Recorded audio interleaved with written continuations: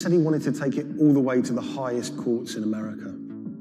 When those cases were heard in America, those courts decided that this was a problem that should be heard in the Philippines, not in America. Back in the Philippines, Del Fierro continued his case in the Filipino courts. At one stage, there were arrest warrants handed out for 9 Pepsi Cola executives, which he saw as a big victory. We don't know if those arrest warrants were ever upheld, but it made newspaper headlines across the country. Pepsi did not take kindly to Del Fierro's campaign. They tried everything to shut him down. They sued him for libel. My father had to attend 3 times a month for a branch 145 and another hearing for the branch 113A, also 3 times a month. Also, there was a time my father was hospital due to heart failure.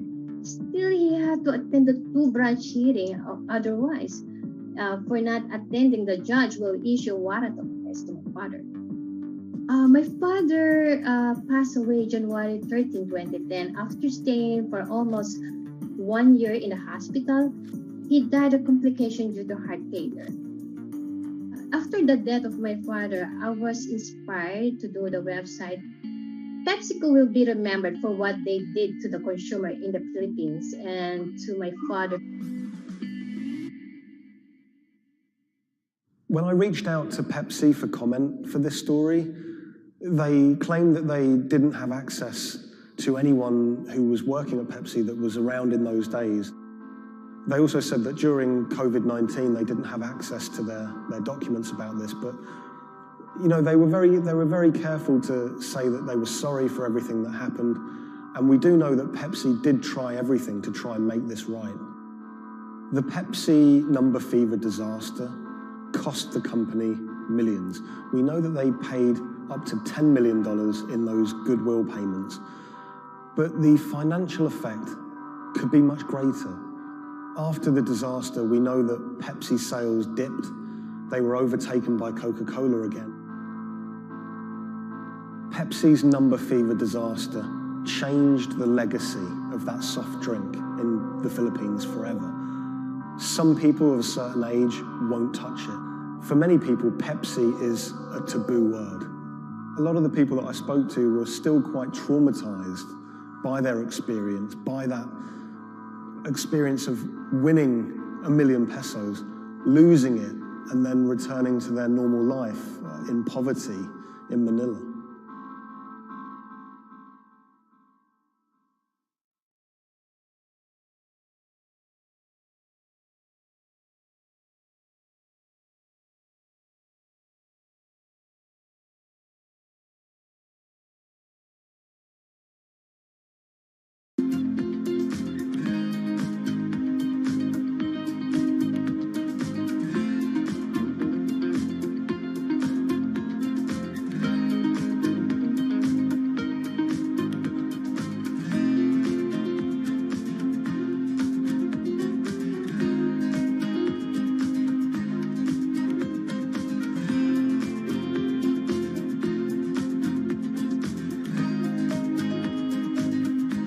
When the news of the bombing came out, it was a massive story in Germany. We are following some breaking news coming to us out of Dortmund in Germany. It was covered by all the media outlets. 3 roadside explosions triggered at the same time last night as a coach left its hotel in the south of Dortmund. Public figures commented on it. We should not let them affect our life, whoever it was. The media echo went far beyond Dortmund.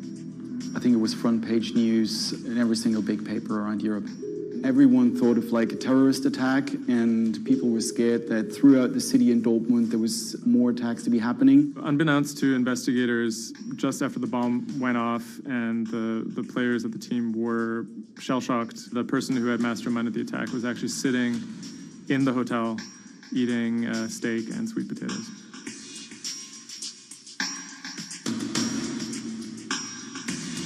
My name is Thomas Rogers. I'm the journalist who wrote the article, The Get-Rich-Quick Scheme That Nearly Killed a German Soccer Team.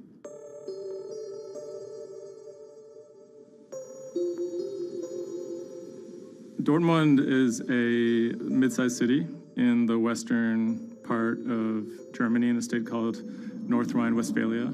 And it's a former industrial city that's kind of fallen on hard times in the last few decades. It was severely bombed in the war, so the center of the city is quite stark. Some of the few high points include its soccer team. My name is Ike Henning. I'm a reporter with Bloomberg News, and I'm a great fan of Borussia Dortmund. Dortmund fans are super loyal. On all match days, the entire city is in black and yellow. It's like a religion. I think more than most German cities, soccer does play a very large role in the identity of Dortmund. In October of 2000, the BVB became the first team in the Bundesliga to actually go public. Salaries for soccer players in the Bundesliga have gone up very dramatically. With such high prices, they thought that by going public, they would be able to compete better with big teams like Bayern Munich. Unfortunately, that didn't go too well. Dortmund bought too many expensive players, high wages, and the club almost went bust in 2005. The price of their shares, it has sometimes gone up, but mostly gone down since they made that decision. So on April 11th, 2017, the team was staying in a hotel on the outskirts of Dortmund. Match days are always special in Dortmund. Everyone is looking forward to it. The team always meets in the same hotel ahead of matches. They stayed in this hotel in order to have a kind of neutral space before games so that they could concentrate, be sort of isolated from distractions, things like that. Everyone was pretty optimistic. They had a chance to go really far, maybe into the finals. I was in the office and getting ready for match day. I was going to meet with a friend, a fellow Dortmund supporter, in a pub. As always, the fans are very excited about matches. On that day, they were heading to play in the quarterfinal against AS Monaco at Signal Iduna Stadium, which is in the center of Dortmund. Shortly before 7 p.m., the players of the team boarded their official team bus. When the bus took off the parking lot of the hotel and turned on the street, there were three detonations, 3 bombs that exploded and hit the bus of Dortmund. 3 explosions occurred close to the Borussia Dortmund team bus. The B team bus had just left the hotel. The explosions destroyed 2 windows in the rear part of the bus. People screamed, people jumped to the ground. The fellow Dortmund fan I was supposed to watch the match with, he called me and said, turn on the TV, there was an attack of the Dortmund bus. And I thought he was like, that was impossible. Some of the players screamed at the driver to keep driving as fast as possible because they were worried that people might storm the bus. German investigators say the explosive devices used in the attack on the Borussia Dortmund bus contained metal pins, and that one had pierced a seat headrest. Unbeknownst to the team members, the actual mastermind behind the attack was, as they were disembarking the bus, was actually eating steak and sweet potatoes at the hotel they had just left. Authorities are attempting to verify a letter left at the scene claiming jihadists were behind the attack. Because there had been a series of attacks by Islamic terrorists in Germany and Europe, there was widespread suspicion in the media that this was another Islamic terror attack. 3 letters were found at the site of the bombing that took credit for the attack on behalf of Islamic State. There were, however, reasons to doubt this particular narrative. Would actually be a surprise if ISIS were actually part of this attack. Possibly could be employed by other groups like the far right wing to try and shift the blame. The letters had some strange qualities. They were written in a strange German that used big, sophisticated words, but had basic grammar mistakes, as if someone was native German speaker, but pretending to be a foreign person. Federal investigators have detained 1 man suspected of links to Islamist terrorism, one of 2 suspects whose apartments were raided this morning. Shortly after the bombing, a man in Austria named Rudolf, who was a big BVB fan, he noticed that something strange was going on the stock market related to the team's shares. He emailed the lawyers of BVB, who then forwarded that email on to investigators. The email stated that someone had bought 60,000 BVB put options, a wager that the value of the shares of the team would fall below a certain amount at a certain date. Why would someone buy that ahead of a match and then 3 bombs go off? Something isn't right here. For the person to make money off of that, it required the stock to go down quite a bit in a fairly short period of time. And it wouldn't just be the team losing a match, it would require something much bigger than that.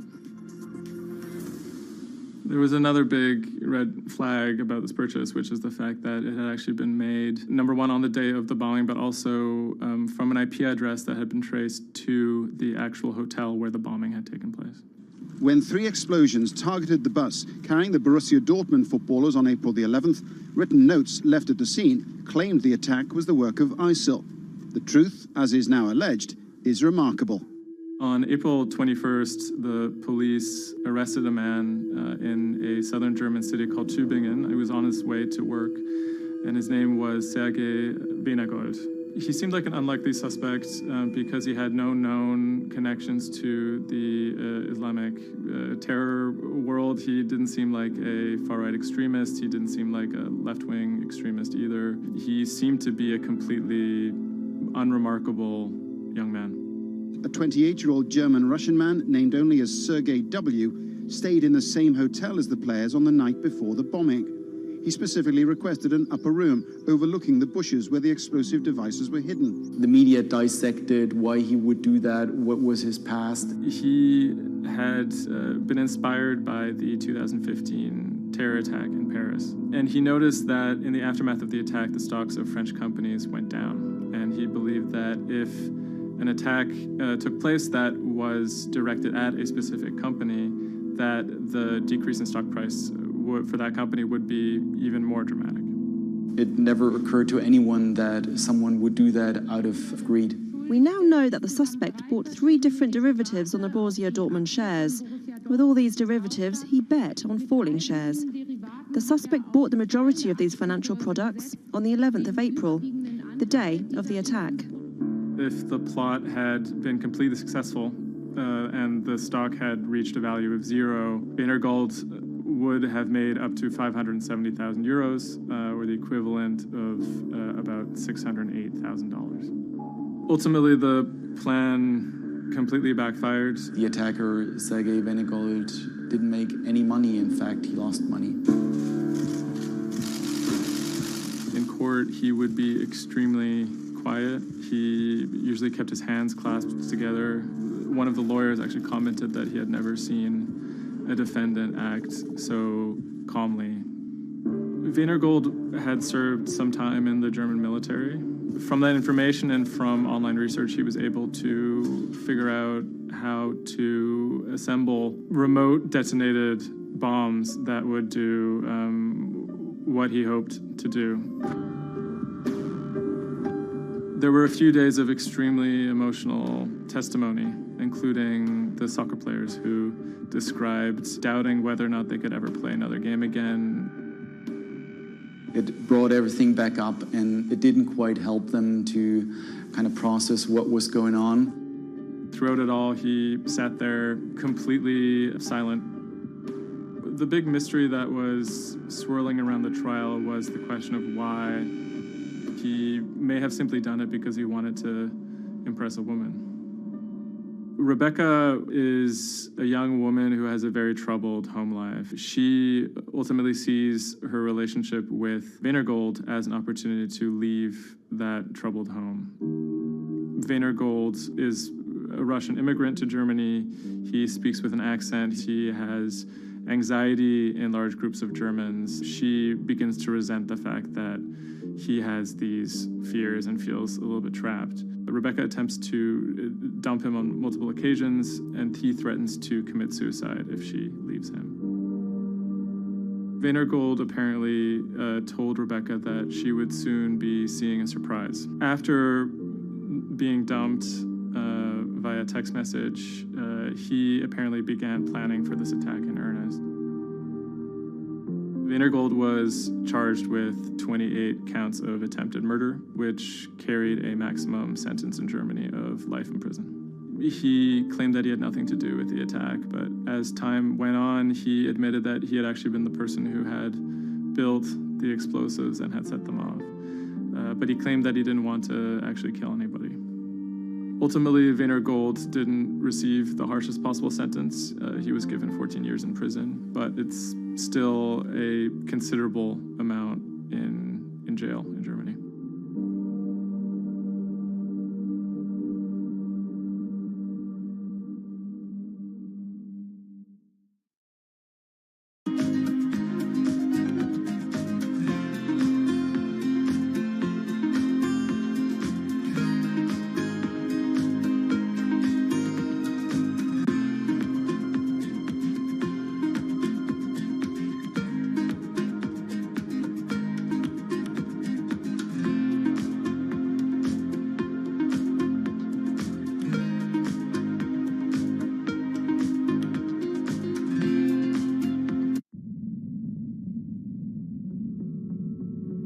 The threat of an asteroid hitting Earth is very real. If it's big enough, it's also very final. These are very, very infrequent events.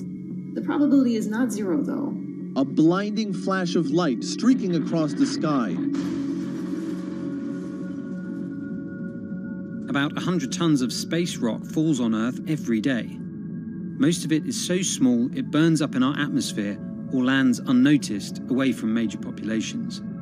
No human in the past 1,000 years is known to have been killed by a meteorite, and according to NASA, no large object is likely to strike the Earth any time in the next several hundred years. However, one thing is certain: we haven't found them all. There are thousands out there, and we don't know where they are.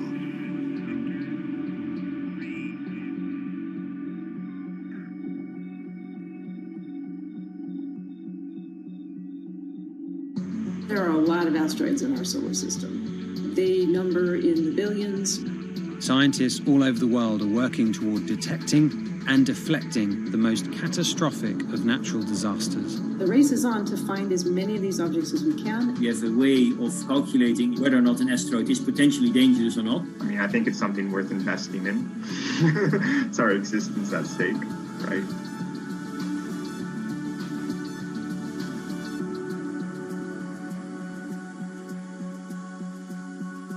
Amy, let's get this one out of the way. It's probably the question you get asked the most, but how scared should we be?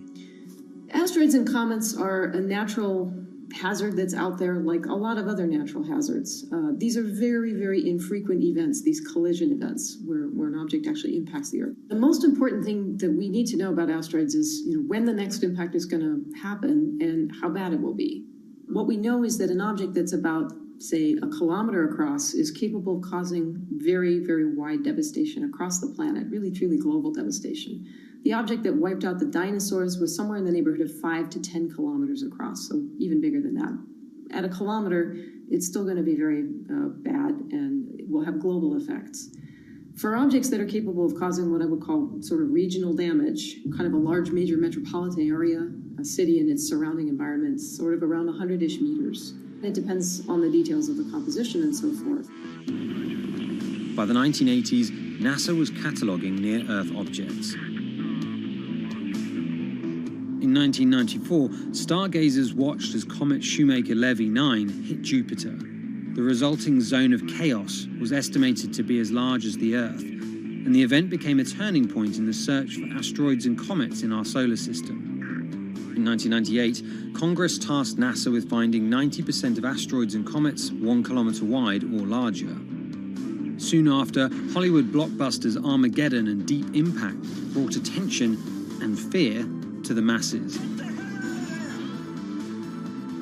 The great news is that the vast majority, more than 90% of all the really large 1 kilometer near-Earth objects have been found. The challenge now is working down to these smaller sizes that are still quite capable of causing a lot of damage, but they're just harder to spot because they're fainter, they're smaller.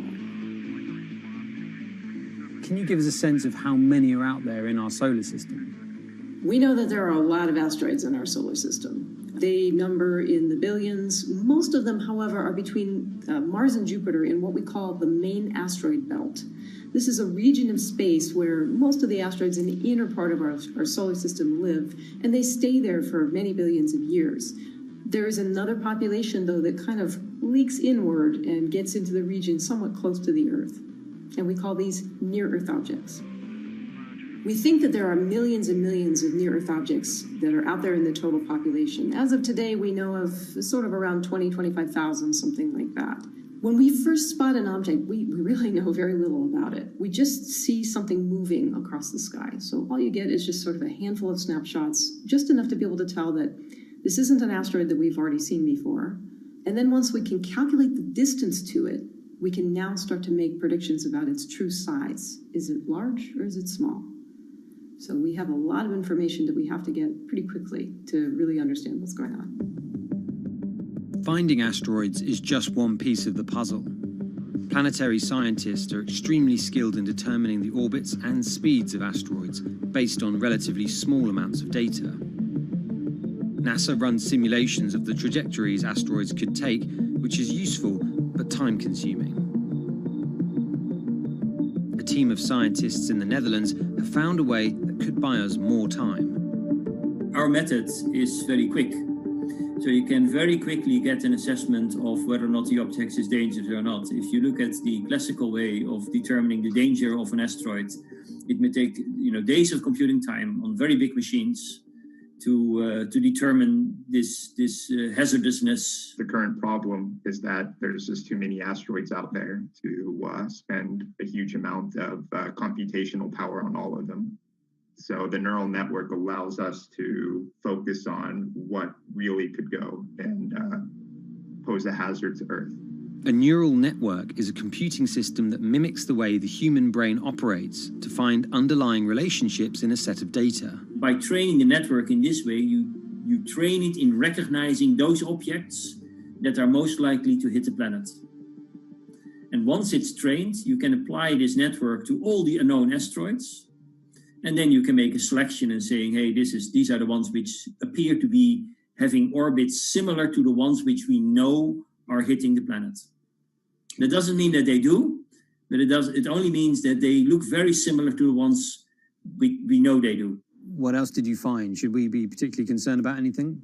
One thing that we did find is that our neural network was able to go and identify a handful of asteroids which weren't considered potentially hazardous, that when we went and integrated them forward in time, they came quite close to Earth. We find a handful which were not detected before or not considered being dangerous before, and we think they are potentially dangerous. It's very hard to simulate kind of going forward in time an asteroid that's going to hit Earth because, well, the Earth is really small.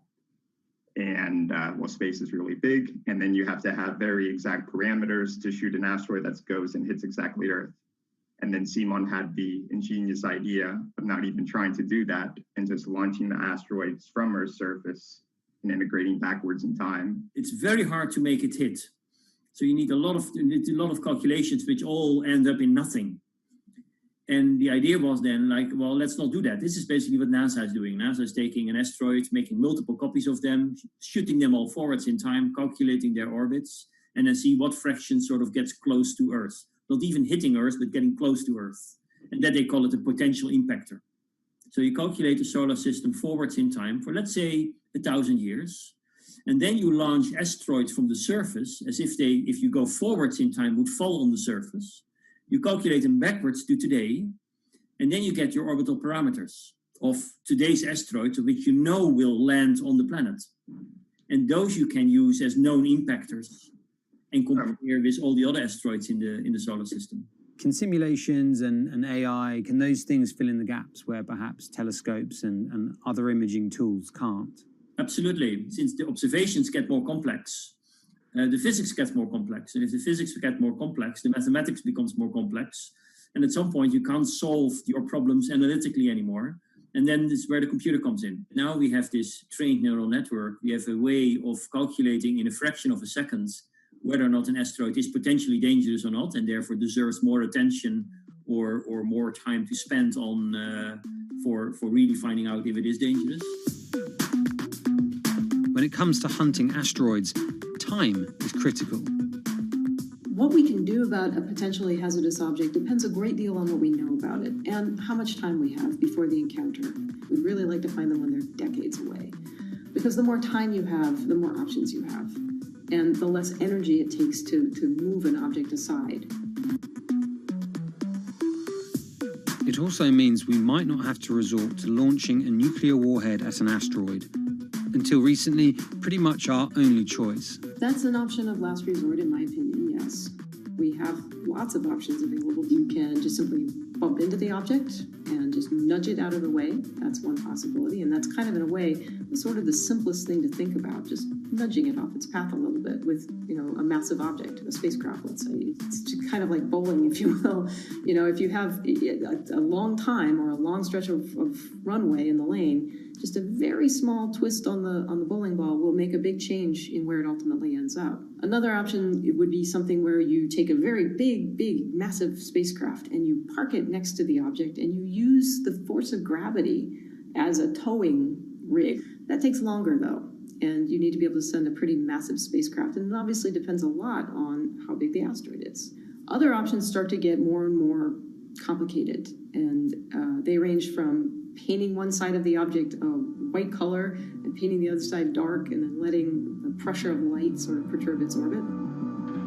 In a departure from the lab and computer simulations, NASA has real plans to rehearse kinetic impact deflection. In 2021, the agency will launch DART, the Double Asteroid Redirection Test mission, which will intercept a 160-meter asteroid in 2022. Better to practice now before we have to deal with an actual threat. In the meantime, discovering asteroids is our best bet. Thousands of scientists and amateur astronomers around the world make up an informal network that survey the heavens. But that may not be enough. NASA wants more resources to map our solar system and better technology. We need to ramp up our network of sensors, and also we need to just continue to strengthen our network of international observers so that we can get follow-up, because we find these objects when they're distributed all over the night sky. Once we get more observations, we get better data, we can make better predictions. If you look at the big impactors we have had in the last, let's say, 20 years, or maybe 30 years, or 50 years, most of them we haven't seen coming. So the real danger, I think, comes from the objects we don't know about, and not from the objects we do know about. This particular natural disaster, like a lot of natural disasters and like climate change, is a problem of the global commons. So the thing that we risk collectively is that it sort of then becomes nobody's problem, and nobody takes ownership over it. The asteroids are all over the sky. They just truly cross boundaries and borders with a second's notice. Kind of imagine in the future, maybe lots of small satellites around the Earth that are always going and looking outward. I mean, I think it's something worth investing in. It's our existence at stake, right?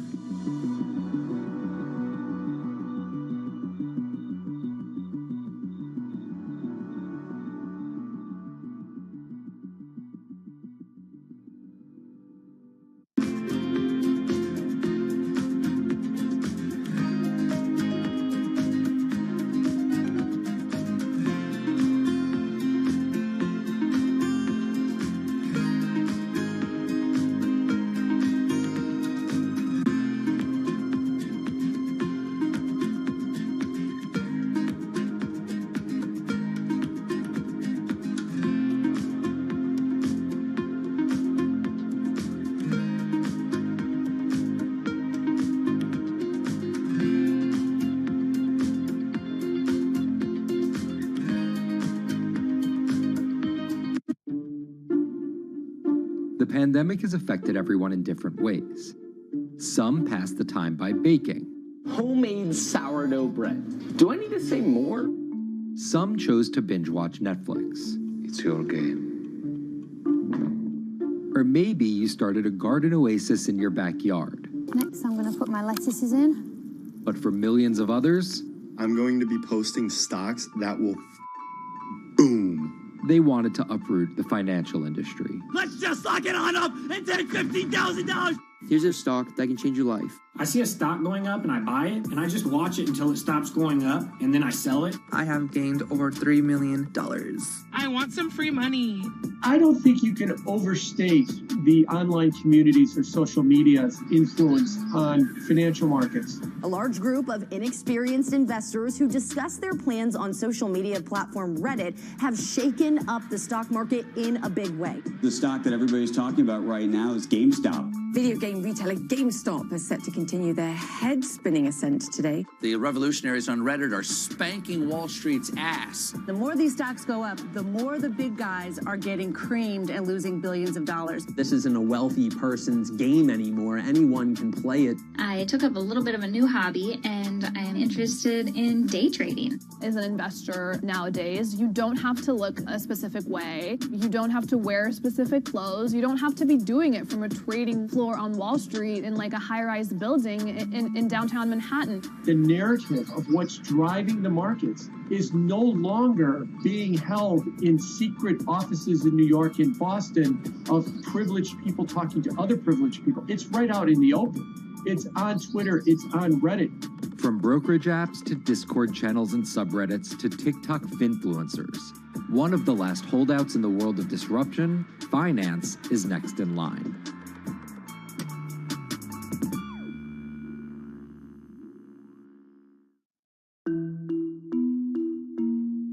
Investing should be as ubiquitous as shopping online.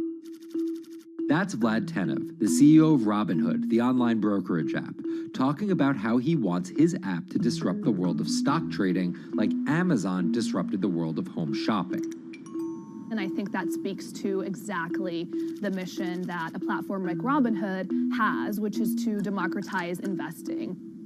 Robinhood was started in 2013 by Vlad Tenev and Baiju Bhatt in, where else, Silicon Valley, as an alternative to the big brokerages, but with one big difference. As they were building the social network around finances for people, they realized that there was a gap in the market and that free trading could become something that they could bring to the markets, they could disrupt the industry. While no-fee trading is industry standard today, it was unheard of when it was first introduced. The online brokerage industry was really innovative when they came on the scene 10, 15 years ago, but they kind of stopped innovating where you haven't seen those commissions come down beyond $5 or $6 or $7. Robinhood think that by offering zero commission that they're going to push people onto this platform. And on top of no-fee trading, the customers Robinhood was courting have been long overlooked in the world of finance. So the typical customer of a Charles Schwab, for example, is putting a lot more money in that brokerage account than the typical customer at Robinhood. Even today, with all of its popularity, the median account size is about $240. There's Fidelities and the Schwabs and the E-Trades of the world. They look down their nose at those kind of accounts. I don't want a $1,000 account. They're just a headache. I want a $100,000 account. And this is key here, right? Because the thing about Robinhood that's different than every other single brokerage platform is how easy it is to use. The design of the Robinhood app really has in mind a user who might be coming at this absolutely cold. The fonts are very well sized, the shapes, the colors, all of that is something that the founders of Robinhood paid really close attention to. And by creating an interface that catered to a newer investor, they were able to gather a pretty healthy group of customers. And by 2019, they had about 10 million customers. Those 10 million customers were a huge success story for Robinhood, but no one could have predicted its explosion after the arrival of COVID-19. Remain indoors to the greatest extent, and 100% of the non-essential workforce must stay home. What we saw when the pandemic hit was the growth of Robinhood users absolutely turbocharged. And oddly, you saw this surge in interest in stock trading. Then they saw the absolute surge in 2020 in customer growth. And now, by many accounts, they have more than 20 million customers, which is pretty extraordinary. So the next step for them is to figure out how to monetize those users and how, even with their small account sizes, to get them to grow with the company and, as it releases more products, come along with them.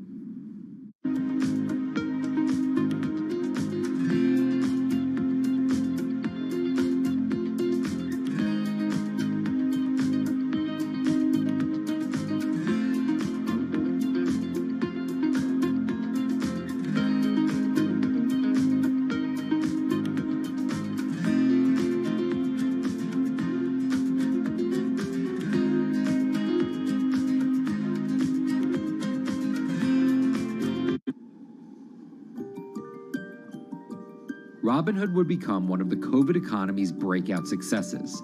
Robinhood traders, as they're called, became the shorthand explanation for the frenzy of often speculative retail investing after the pandemic lockdowns. Kids wake up in the morning, they go on Robinhood. They're, in the shower, they check Robinhood. Kids are learning how the stock market works at 18 while they're at school, checking their phones in between classes because notifications pop up telling them what their stocks are doing that day. With these new tools, millennials and Gen Z are investing in the market in ways their parents could have never even dreamt of. That is sort of key when we talk about the divide between older and younger generations, is that the younger generation is exposed to so much more information and tools at their disposal to do what they want in the market. The older generations, you never had the technology or the cost structure that you could play the markets like you can today. So you were stuck with giving your money to a professional investor and paying them a fee to do it. When I speak to young kids, they tell me, I'm making mistakes, I'm losing money. I'm not a perfect investor, but I'm 18, and by the time I'm 30, which will be, 10 years from now, I'm gonna have interacted with the markets for a decade. And so it's a learning experience more so than anything else. And you can look at it and you can say, wow, that's risk-taking, that's dumb, but if you could possibly shave 10, 20 years off your working life versus adding 5 years, I don't think you can fault people for that. But Robinhood is only part of the puzzle. Sure, you can trade on it, but without research, information, and data, you're just blindly throwing darts at different stocks and hoping to strike it rich. Wall Street forever has always run on what we now call narratives or memes. People telling rumors to each other have been around for 100 years. On Wall Street, information is its own currency. Historically, either you had it or you didn't. And the people who had it had a huge advantage. In the past, those narratives and memes didn't have a network effect. It would be one person telling another person over the phone. In fact, when I broke into this business in the 80s, a lot of people used to complain that they weren't on the call list to get those ideas. Social media changed all of that. Fast forward to 2021, that's being done on the internet now. And that's being done on Discord and Twitter and StockTwits and Reddit. And the impact is very similar, but orders and orders of magnitude larger. As social media has played a bigger part in our lives, it's also played a bigger and kind of more important role in how people find investing ideas online and on these platforms. How do those ideas spread? On TikTok. Yes, that TikTok. Soon may the weatherman come to bring us sugar and tea and rum. People aren't just going to it for sea shanty videos. The personal finance hashtag on TikTok has garnered 3.5 billion views from its 1 billion monthly active users. By comparison, videos found under the cooking and health tips hashtag have 2.6 and 2.1 billion views respectively. The trajectory of Robinhood and TikTok were literally on par. What happened in the stock market this week? So the word of the week is expectations. Absolutely essential that you guys understand the risks of shorting. And Kayla Kilbride and Kyla Scanlon are two of those financial influencer TikTokers, also known as finfluencers. I think people still care about fashion, they care about culture, but it's also like there's this big behemoth thing called the stock market that we really don't know a whole lot about, and it's gatekept behind the industry. And so people like want to unpack that. And so my audience is a lot of them are younger investors who are looking to hone their skills. Tekken right up. Kyla and Kayla are two of the more, let's say, professional TikTok influencers. The Tesla ARK Bitcoin Biotech Risk Cluster. I've been trading since high school, and it was a really interesting way for me to fill out my decision-making frameworks and to think about thinking. And I think that the more that we can have people thinking about finance, the better that we're going to progress as a society. I think it's a huge gap in our educational system. If you're going to buy an option for a stock you think is going to go up, it's a call. So think of it like this. I made the options video where I was like, options are just like shopping. Rumor has it that this pallet's about to go up in price. So if I come in tomorrow, can I still buy it at said price? And a ton of women just like attacked that video and were like, you explain things so much better than my boyfriend or my professor, or like I could sit and listen to you all day. And I was like, this is what I was looking for.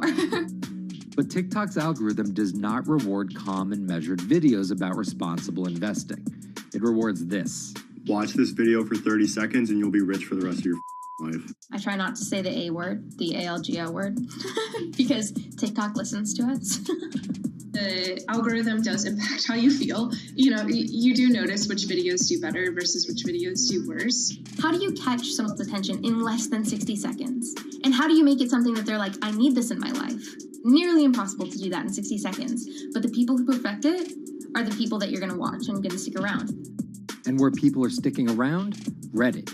And its nearly countless subreddits about finance. And by far the biggest one of those is Wall Street Bets. There's a lot of social media platforms out there, but Reddit is like the social media platform for finance. Places like Wall Street Bets is where it all goes down. Started in January 2012, it wasn't long before Wall Street Bets adopted a 4chan-like etiquette, leading to their tagline, like 4chan found a Bloomberg terminal. We had all these unexplained stock moves, and we would be grasping for why stock XYZ jumped 20% in a day. And you would look at Wall Street Bets, and you would see people there talking about buying options in that stock, and it sort of, squared the circle, so to speak, and started making sense. And it was at that point that it was like, wow, we have to start paying attention to this. Some people on the platform really spend tons of time, and others are just looking for entertainment and to have a little bit of fun, effectively gambling or looking for an outlet, trying to make a little bit of money. Then on top of all of that, there were stimulus checks. Now, clearly this money is going to people who need to use that to eat, to live, but there's a lot of people who use this money to invest in the stock market. And it's not just stock tips. People quote-unquote YOLO their entire life savings or stimulus checks on a single stock. They post what is called gain and loss porn, screen-grabbing staggering hits and misses on stocks for the entire community to see. I'm about to lose everything. And while some of the people on Wall Street Bets are novice investors, the community contains multitudes. In one respect, what it did show us among these network groups is they are very sophisticated. They're not a bunch of ignorant people talking to other ignorant people. And this is where the pieces of the puzzle all come together to wreak havoc on Wall Street for a solid week in early 2021. It's pretty clear that the combination of more people having retail brokerage accounts and trading apps and more people being stuck at home looking for some kind of entertainment and some kind of community online came together in this very singular way. What came together is GameStop.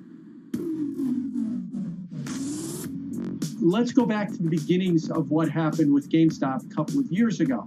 On the boards like Reddit and StockTwits, a lot of people were talking about GameStop as being attractive value. Some of them are even, Wall Street alums who left the industry and now still have access to tools that they can use to improve their financial well-being and make very good decisions. And I think Roaring Kitty is a perfect example of that. GameStop is one of the most compelling asymmetric opportunities in the market today. Really, I don't understand how you could disagree with that. At the same time that this crowd was talking it up, The hedge fund institutional crowd didn't like this stock at all, and it had the largest short interest of any stock in the New York Stock Exchange going into late 2020. Short selling is a bet that a stock price will fall, and it's a fairly simple concept. An investor borrows a stock and then sells it. The investor is betting on buying the stock back later for a lower price before returning it to the original owner, pocketing the price difference. What a short seller would tell you is that they almost act as a policeman in financial markets, or they're at least looking for companies that aren't what they say they are. And that can range anywhere from an outright fraud that some short sellers try to expose to just a company that's not worth as much as investors think it is. The problem is, if the stock price rises, the short seller has to come up with the money to buy the stock back. And the more it rises, the more it costs. And that's what's called a short squeeze. And the hedge fund Melvin Capital was on the wrong end of that squeeze. Melvin Capital lost over 50% of its money in the month of January alone, just from being caught in the short squeeze of the stock. This is where the disruption comes in. One of the most wild stories you're ever going to see. GameStop shares absolutely going nuts. In less than a year, the company's stock has jumped from less than $3 a share to almost $350. Cheers, everybody! Roaring Kitty has turned $50,000 or so investment into some $14 million. Whoa! Investors all over social media use the free trading app Robinhood to wreak havoc on Wall Street. They're actually piling on into some of these stocks to really hurt the professional short sellers. And they all used Reddit, Twitter, TikTok, and Discord to tell one another to keep buying and, quote, hold the line and not sell GameStop. People are getting cheerleaded for jumping in, buying at the highs. They're saying, keep going. And it was working too, until Thursday morning, the trading app Robinhood sent out this tweet. In light of current market volatility, we are restricting transactions, including GameStop. People were really angry. Robinhood was supposed to allow the regular people to play the same game these big boys are playing. But instead, we were all taken for schmucks, and they screwed us. Shares of GameStop are jumping again now that retail investors are being allowed to buy shares of the stock. But what we learned is that when people organize online, they have the ability to disrupt the market. And it was a big sign. The ivory walls of the institution aren't as powerful as maybe the institutions thought them to be. I don't know if pumping up GameStop was the best use of billions of dollars, but I think that as a signal to society, it was pretty interesting and powerful. The GameStop saga was so impactful that both Vlad Tenev and Roaring Kitty were called in to testify before Congress to clarify each of their roles in the saga. One thing that's emerged from the congressional hearings is that they're interested in how retail brokerages make money and whether they're keeping the best interest of their customers in mind, but it's pretty fuzzy as far as what they would actually do as a result.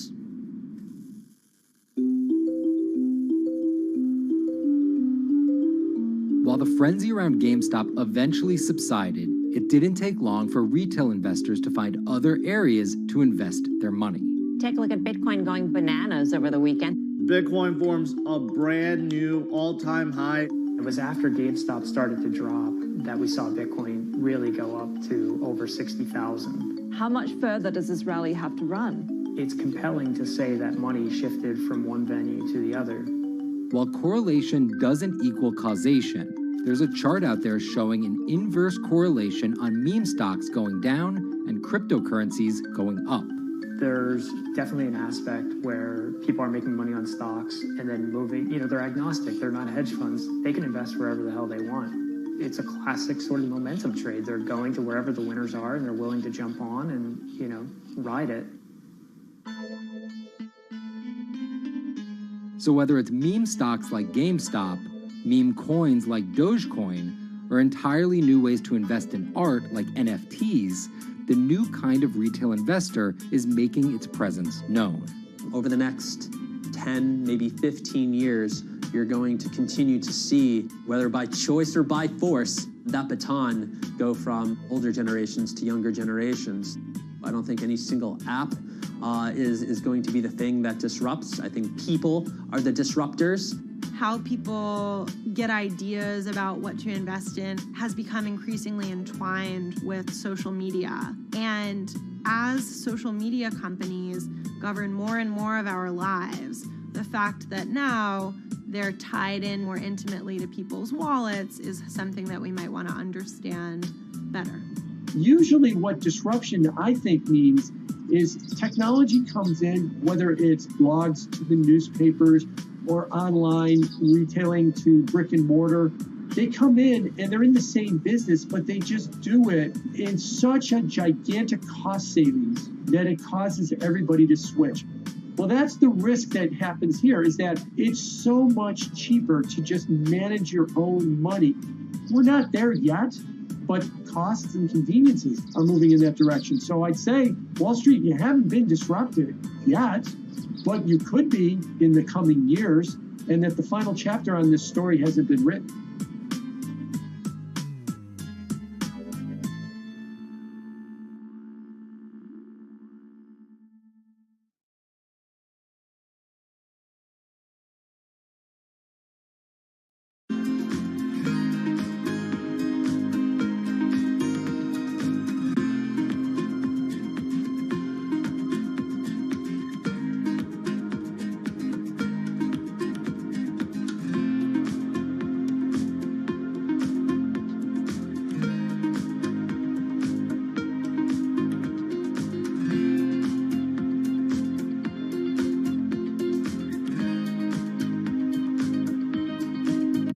Meet Bloomberg's own David Nicholson. Now, his happy place is out in the field, on the open road.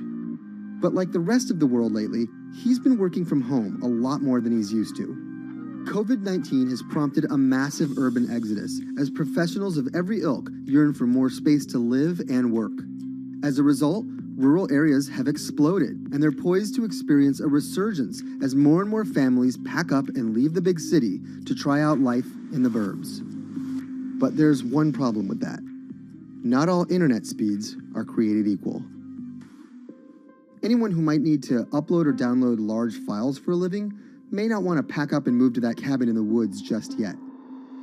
Now, David's house isn't a cabin, but it is in the woods, and inexplicably, his internet is workable. My internet is okay. I pay a lot for it. It's around $140 a month.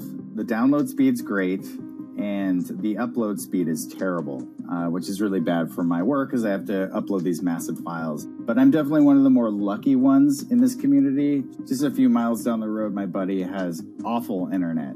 It's usually under 2 down and under 0.2 up, so it's often unusable.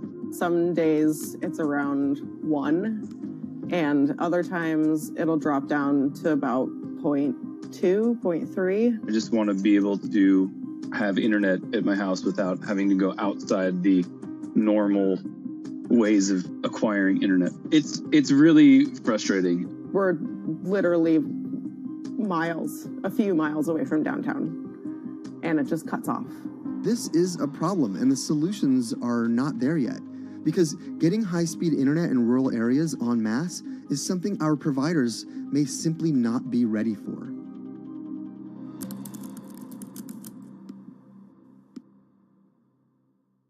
If your internet service doesn't have fast download and upload speeds, then you don't have high-speed harmony. You have. Americans on average pay about $70 a month for internet at home. But in rural areas, it could cost a lot more for a lot less service. So the pricing for a fixed wireless provider here can be something between $80 and $150 for about 25 megabits per second. However, gigabit service, which is 1,000 megabits per second and symmetrical, is running at about $119 a month or $130 a month. That's John Paul. He co-owns Spiral Fiber, an internet service provider here in Nevada County, California. And for the past 10 years, he's been trying to bring an affordable fiber optic network to town. It all started when he applied to be part of the pilot program for Google's fiber service. Across the country, civic boosters have been going to extremes, chanting, singing, and marching, trying to get the search engine giant to look at their town. The internet these days is crucial to be in the world, to be a part of the world, and to be connected to your community. Google ultimately went with Kansas City, Missouri, which left Paul on a mission to get funding to lay out fiber optic networks for gigabit service. Over the next several years, he would attend conferences and pitch venture capitalists and apply for grants to make his vision come to life. One of the biggest roadblocks to building infrastructure for the internet here in the United States are the existing large providers. They have their land staked out. They would prefer that nobody come in and compete against them. In 2013, we applied for a grant. We went down and met with the commissioners at the California Public Utilities Commission. It was an arduous process to get funded, but we finally did against all odds. We got a $16 million grant, and then we went out to seek venture capital. Then, in March of 2020, the pandemic hit the world. Everybody got locked down, and everybody came home, and everybody started using the internet. And I remember seeing on one of the local fixed wireless providers' websites, they've said, hey, we know you're all staying home, but please don't use too much video, and please don't use too much bandwidth. And I thought, that doesn't work. The U.S. connectivity gap is far greater compared to countries that are considered its peers economically. Some developing nations actually have better internet than rural America, like in Kenya, which has a state-of-the-art fiber optic network fed in from their coastline. The American connectivity gap does largely affect rural areas that are either outside of service coverage or simply prohibitively expensive. This is Rebecca. She and her family moved to Nevada County just a couple miles down the road from David. They took for granted that high-speed internet would just exist in the area, and it's not something they even bothered to check on before buying their house. Turns out, all they got was dial-up. We wanted to move where we had a little more space, room for the kids to run around, just be out in the mountains a little bit more. Having come from a bigger city area where Wi-Fi is pretty readily available, we hadn't really considered that in our purchasing of the house, whether that would be an option or not. When school started, and now that we are remote learning with our children and we're doing everything from home, we didn't have the option to do that at our house. So every day when school would start, we'd have to pack the kids up and we'd go to my in-laws' home. They have a little cabin up in this area that does have Wi-Fi already. Rebecca's situation is the norm in rural America. According to data from the Federal Communications Commission, just 4% of urban Americans lack access to broadband internet. That's compared to almost 40% of people who live in rural areas. But while that was the case, there were also racial and socioeconomic divides in terms of who had that access. In addition to that geographic difference, low-income African American students, Latino students, and first-generation college students were more likely than others to have only one device at home that's shared among multiple siblings and or lack access to that actual connection. For most American towns, there's also a lack of competition, forcing internet prices up. And large providers like AT&T and Comcast aren't incentivized to expand service to these rural communities. This is how Xfinity makes life simple, easy, awesome. So in our area, we have a small imprint of Comcast, but they're not going to go out to the more rural areas. It's just not cost effective for them to do it as a large company. In order to lay fiber cable, you're actually physically digging trenches into the ground. And for internet service providers, they're primarily focused on maximizing their profits. And so the fewer customers you have, in any square mile and the more fiber you have to lay, that's just kind of harder to pencil out from a purely economic standpoint. AT&T released a statement on the matter, expressing the need and desire for government assistance to fund fiber optic expansion to areas deemed unprofitable. Comcast released a similar statement encouraging more public-private collaboration on this effort. Federal agencies do offer grants to help communities build broadband networks, but many have argued that there's not enough flexibility on how to use these funds. The COVID-19 relief package passed by Congress in March and signed by President Donald Trump awarded $43.3 million to 51 projects on the East Coast alone. But it also stipulated that these projects needed to be up and running by December 30th.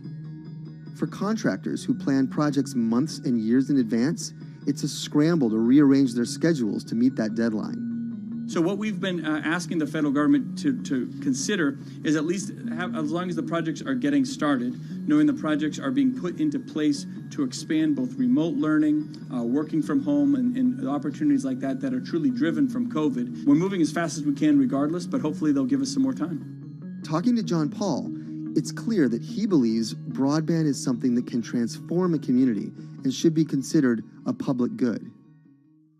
One of the first communities to come on in the United States with full-on gigabit service was Chattanooga, Tennessee. Now, they're a bigger city, but they're a city that was economically in a downturn. In the last 15 years, the city of Chattanooga has turned around in an amazing way. It's a nexus for young people to move to. It's a place where technology happens. It's not just about logging on to Zoom, to connect with your colleagues who might be in New York City. It's also your ability as a small business, operating in the town of Nevada City or wherever it may be to, quickly upload your payroll documents or something onto the cloud, or to quickly, swipe a customer's credit card. There's just some really basic business functions and mechanics that I think people in big cities really take for granted, and that are just going to be a much bigger challenge for small business owners in rural areas.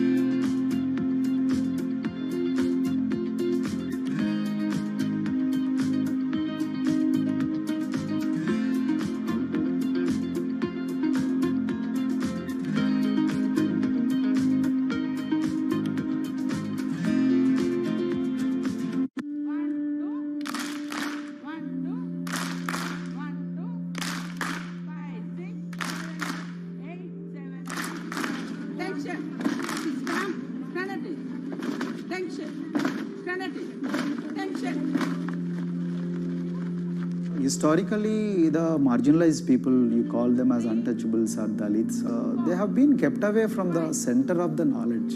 Once you are born into a caste, it is very difficult for you to grow beyond that. You are stuck in that identity.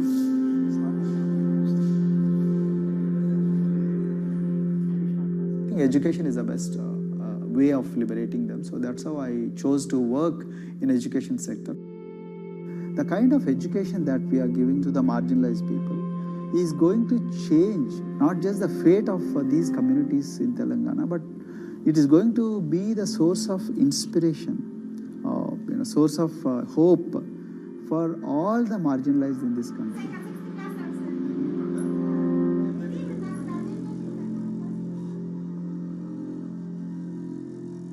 Greatest blight in India is the system of caste. For generations of Indians, the social code known as the caste system has defined how people earn a living and whom they marry. Although outlawed 7 decades ago, castes remain a significant factor in deciding everything, from family ties and cultural traditions to educational and economic opportunities. Dalits, people who are on the lowest rung of the caste system, constitute almost 1/5 of India's population of 1.3 billion. Not able to afford the high tuition of private schools, many are forced to attend government-funded institutions, which in the past have suffered from poor infrastructure, lower education standards, and high student-to-teacher ratios. But Dr. Praveen Kumar is trying to change that.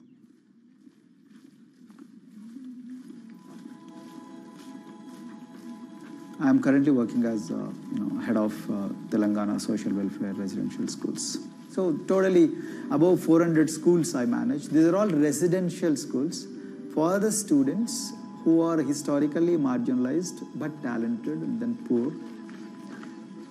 My friend also Of them, 60% are girls and then 40% are boys, because Girls are more marginalized among the marginalized. Their voices are always suppressed. My approach to improve the conditions in the schools has been put your eyes and ears on the ground always. Talk to the parents, talk to the teachers, talk to the students, stay in the schools and then understand their problems, their challenges, both in classrooms and then the corridors and the dorms. Then go to the dining halls and see what kind of food they are eating, and then go to their homes and then what kind of food they are getting and what kind of challenges the parents have. One of the important changes that I brought in after I took over was to complete the transformation of mother tongue to English medium, because English medium, as I said, English is the language of emancipation. A language that connects you to the whole body of knowledge in the world. So we had to train a lot of teachers. Refer to the dictionary also, okay, and find out the new meanings. As well as you're going to describe about the meanings. Hey, Ruchita, how are you?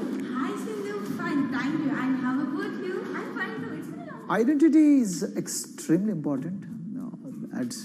There is a scientific evidence to prove that your sense of identity is extremely crucial to your growth as a successful human being in your life. If you accept an identity which is very humiliating, which reminds you of very painful past, I think that identity will not help you to grow. I'm not saying that you should forget your past. I'm not saying that, but that should not be the bubble in which you must live always.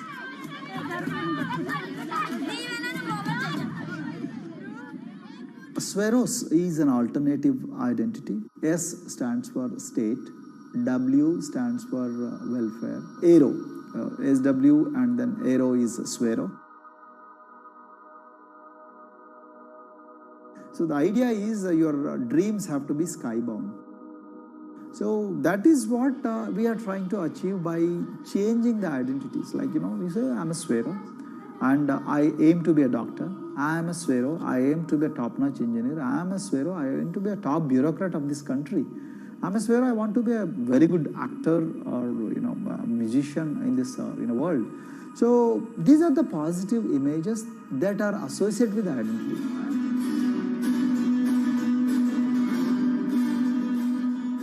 Just to give an example to you, in 2012, in our institution, we used to produce about 6 doctors per year. But because of our, this self-liberating ideology of Sveroism, we have, this year, we have produced about 189 doctors. This is phenomenal for any poorest of the poor people. You know how difficult it is to get into medical colleges in this country. So, but today, because of this ideology, the students have been able to achieve this, feat. Pujita has been a farm laborer, and her parents themselves are agricultural laborers. And then this girl used to sell vegetables, but thanks to the residential education institutions, she came to the Gauli Doddi campus, and then she toiled very hard for 1 year, despite many problems. And today, I'm so happy to share with you that she has joined one of the prestigious medical colleges in the state of Telangana, Usmania Medical College, and then in future, she hopes to be a gynecologist. So this is the journey our children are hoping for. Similarly, the Mount Everest expedition. At Mount Everest expedition, we are very fortunate enough to place the youngest ever female in the history of this world on the peak of Mount Everest. How did this happen? It's all because of an ideology that helps you to liberate yourself.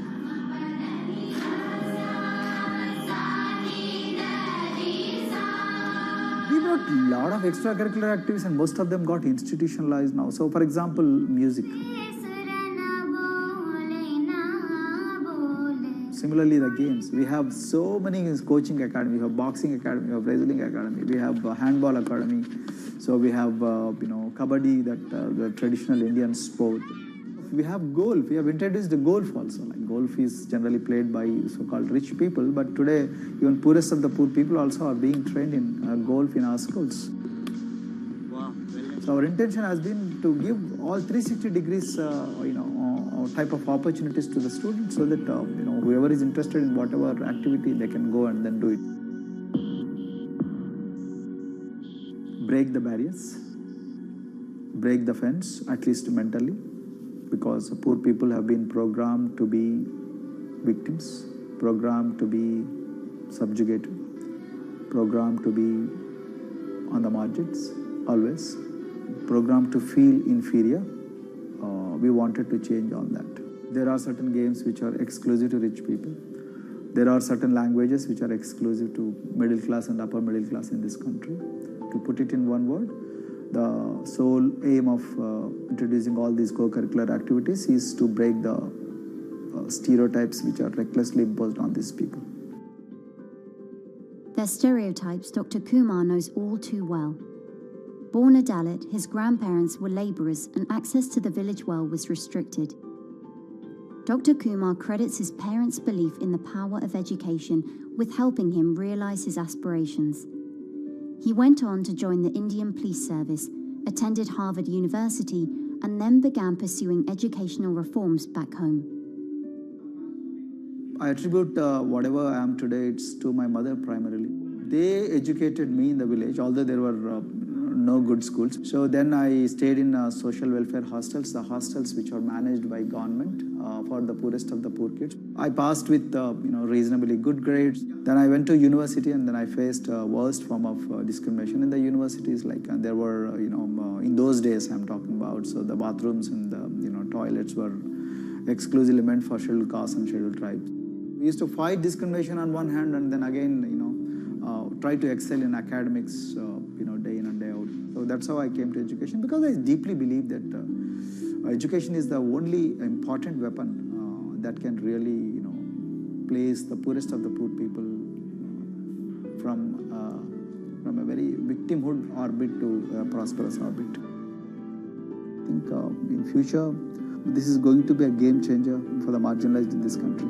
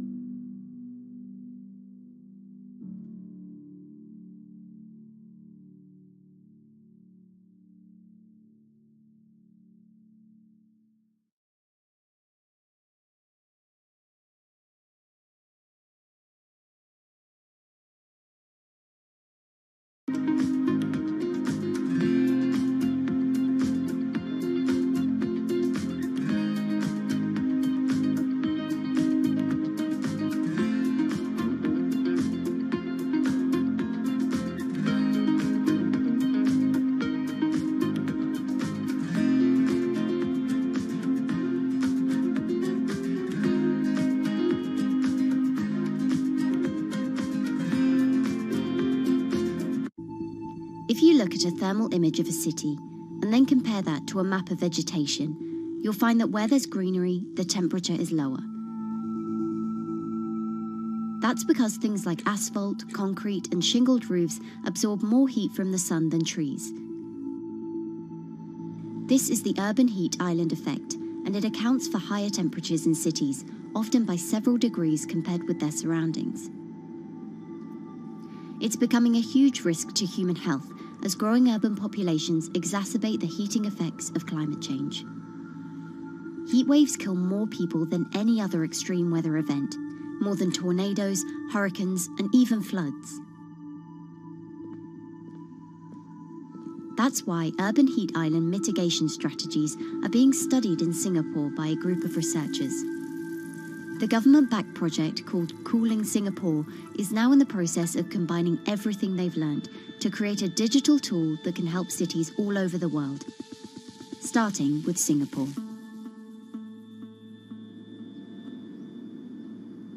In Singapore, close to the equator, temperatures regularly rise above 32 degrees Celsius or 90 degrees Fahrenheit. and the city structures only make it worse. And that is also the case for Singapore, which is basically a concrete jungle, more urbanized, more developed city. And even in Singapore, what you have is a situation whereby there's a temperature difference of 7 degrees Celsius between the more urbanized and the more rural areas. The government has taken drastic steps to keep temperatures down. This is Gardens by the Bay, an award-winning park. And inside this greenhouse is a pleasant 24 degrees. That's because the dome, along with 24 nearby towers full of thousands of people, is chilled by what's probably the world's largest underground district cooling system. It uses a large central plant that cools water and then pipes it into banks, residential towers, an exhibition centre, shopping malls, and the city's iconic Marina Bay Sands hotel and casino complex.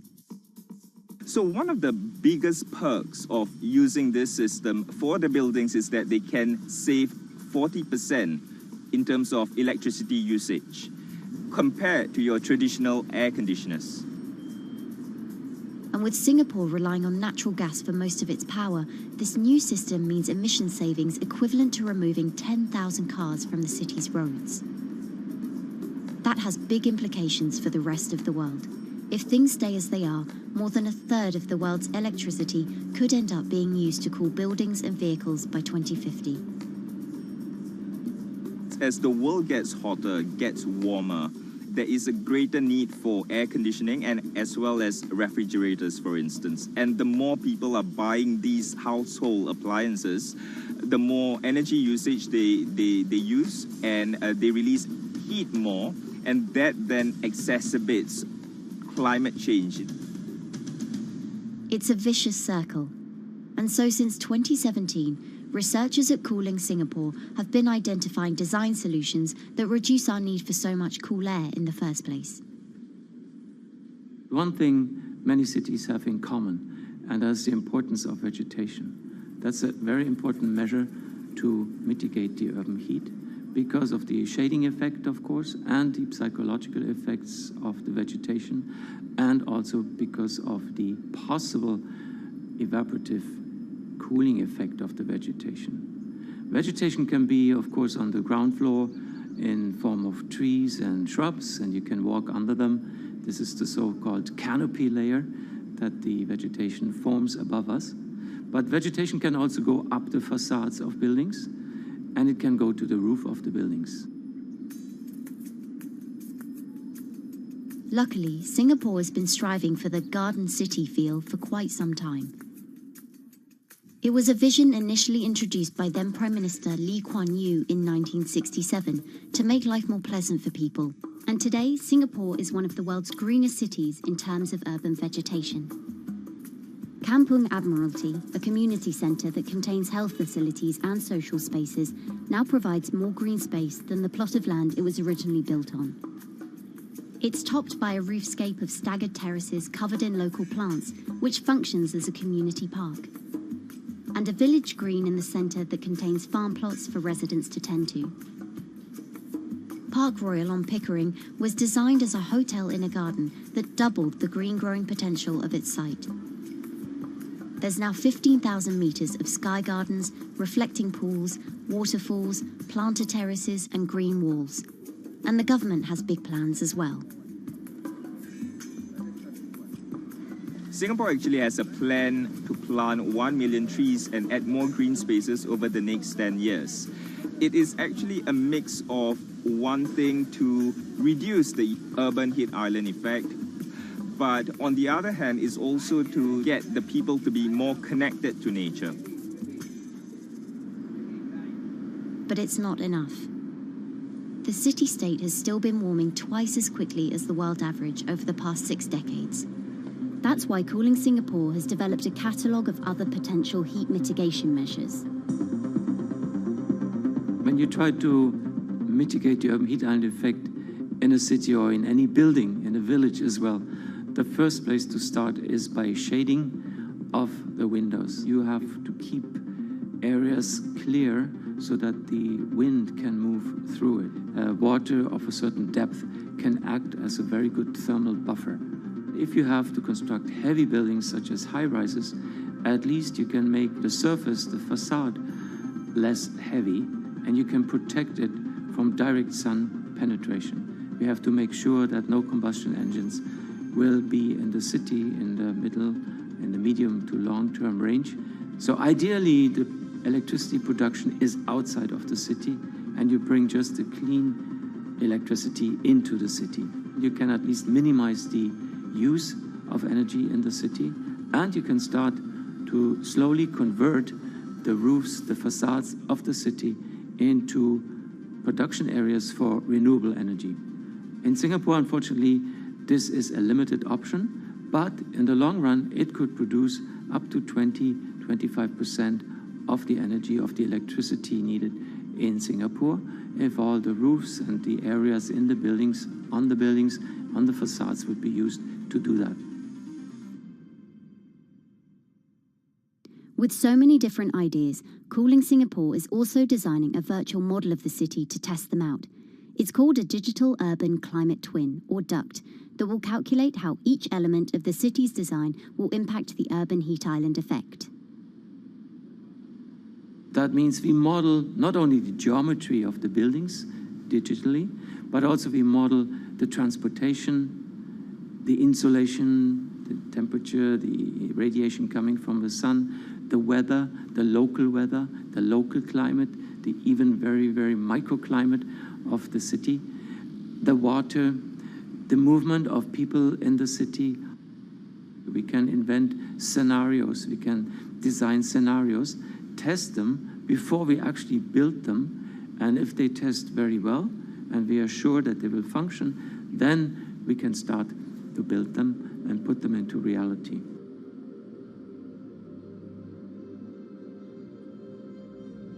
Singapore will be using this new tool to figure out which actions it should take next. And the model can be applied to any city, whether it needs to keep heat out or keep heat in, which will ultimately save energy, slow climate change, and improve our quality of life. So this is something that Singapore will be able to export, maybe even together with its city development systems that it already has. Singapore is one of the very few cities in the world that really combine this scientific approach with a very well-established urban redesign and urban design approach. Through its agencies and the combination of its agencies, it has achieved a lot in the past. If it keeps following the scientific path and the combination with the other knowledge in the city already, we think that it will be a very comfortable and very livable city in the future, even more than today.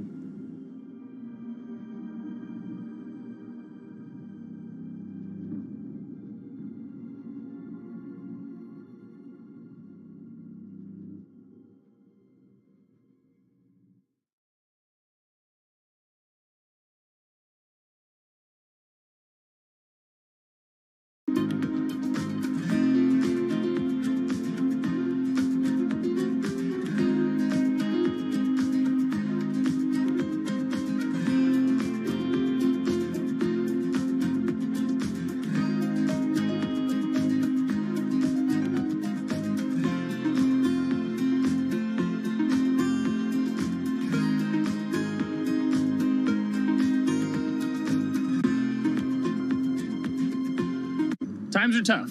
Jobs are scarce. It's risky to be outside and around others. Seems like there's very few ways to make extra money during a pandemic.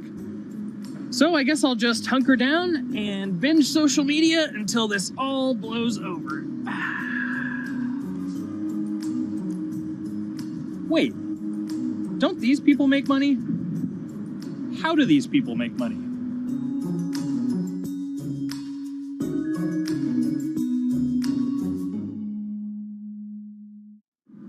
Streamers, YouTubers, Twitch stars. How do they make money? Is it a lot? Is it a lot of work? I know, I gotta ask somebody in the biz, and I got just the guy. Austin John Plays. This is your full-time job now, right? As of November of last year, yes. This was always just kind of like a side thing. Like any money that I made from doing my videos and whatever else, I never touched that because I didn't really think of that as being like real money. And then it started coming in more and more. And then it was like I hit my first day that I broke $1,000 and I was like, this is actually going to be money. How did the YouTube channel come to be? When the game Pokemon Sun and Moon came out for the 3DS, there was like things that I learned about the game, and then I wanted to just share that information with people. And at the time, I didn't have any way to capture a screen or anything, so I found like generic footage, and I kind of put it all together with so much editing. And that video got 6 views. And then 2 days later, I made another one, and that one got 12 views. And then I just started pumping out more and more content, and people were like, this guy knows what he's talking about. It really just started building on top of itself, and then it was like, my channel really focuses on tips and tricks. So I play a straight 18 hours, and I'll finish the game or get to about the 40-hour mark, and then I'll make my first video. While I'm going through, I have a giant notepad and just scribbles everywhere, and I make these notes of like the things that stumped me, so I know the things that may stump other people. What do you need to think about if you're building your YouTube channel? 1, you need to do something that you're passionate about. Not that you like, not that you think you're gonna make money on, something you're passionate about. The other thing is something that other people are passionate about. It holds a special place to them. And third is, it needs to be something that people are gonna seek out information on. In order to enter into the marketplace, you either need to be better than everyone else, you either need to be faster than everyone else, or you need to be more accessible than everyone else. And you can't be more accessible because it's already on the platform. Granted, if you understand how the algorithm works, which is very similar to Google Analytics, then yeah, you can have a little bit of a head start. But if you're not doing it faster, and if you're not doing it better than everyone else, then why should anyone watch your channel? So my income as a YouTuber kind of breaks down to 3 different ways. 1, which is the bulk of it, which is ad revenue. Whenever you go and you watch a video and then there's an ad and then you wait 5 seconds and you hit the bottom right corner and then you go on to the next video, or a non-skippable ad, or the video starts immediately, you get the little banner ad at the bottom, or if you scroll down from the video, the first thing that shows there is an ad. Those are the 4 different types of ads that can appear on every single YouTube video. And all of them pay a certain amount. It varies on lots of things, like the country of the person who posts it, the country of the person who watches it, the time of year, where you are in the quarter, if there's anything going on with a reduction in ad revenue. Like, great example, COVID-19, companies weren't spending as much on advertising. So because of that, CPM went down. CPM stands for click per thousand. I'm using the Roman numeral for 1,000. And that means that for every 1,000 views, you get a certain amount of money. Now, on low ads, when I first started off, my CPM was 30 cents. So every 1,000 views, I made 30 cents. But then once I signed with an MCN and I started making more quality content and more engaging content, some of my better videos and certain times of the year, I can see CPMs as high as $12 to $14. And there's a big fluctuation between, you know, if I post a video when there's no ads being spent, like January and February, that's the reason a lot of your favorite YouTubers and also TV shows don't post new videos in that time of year, because ad rates are down. Why are they going to make content then? Instead, you're recording and you're bulking up for when ad revenue is higher. The second way that a YouTuber makes income is support, crowdfunding, things like that. When I first started off, Patreon was really the only option, but then they started rolling out supporters and members for YouTube channels. So whenever I have a live stream, you can click a button and then you can become a member, and then you get special icons next to your name. I believe they're called badges. Or on any video, you can hit the join button, and that helps support the channel. And then the third aspect of that would be merch. And for me, my merch has been somewhat basic. In fact, I'm wearing one of my t-shirts from last year right now. You have to endure the times that your first video gets 6 views, that you post it on Reddit and they say, shut up, and then an auto mod bans you. You have to go through that, because until you go through that, and you discover why you're doing it. You're not doing it for other people. You're doing it for yourself. If you're not loving what you do, then it's not worth it. Huh. So make a channel about something that I'm passionate about. Oh, sweet. I guess I can make the channel about that.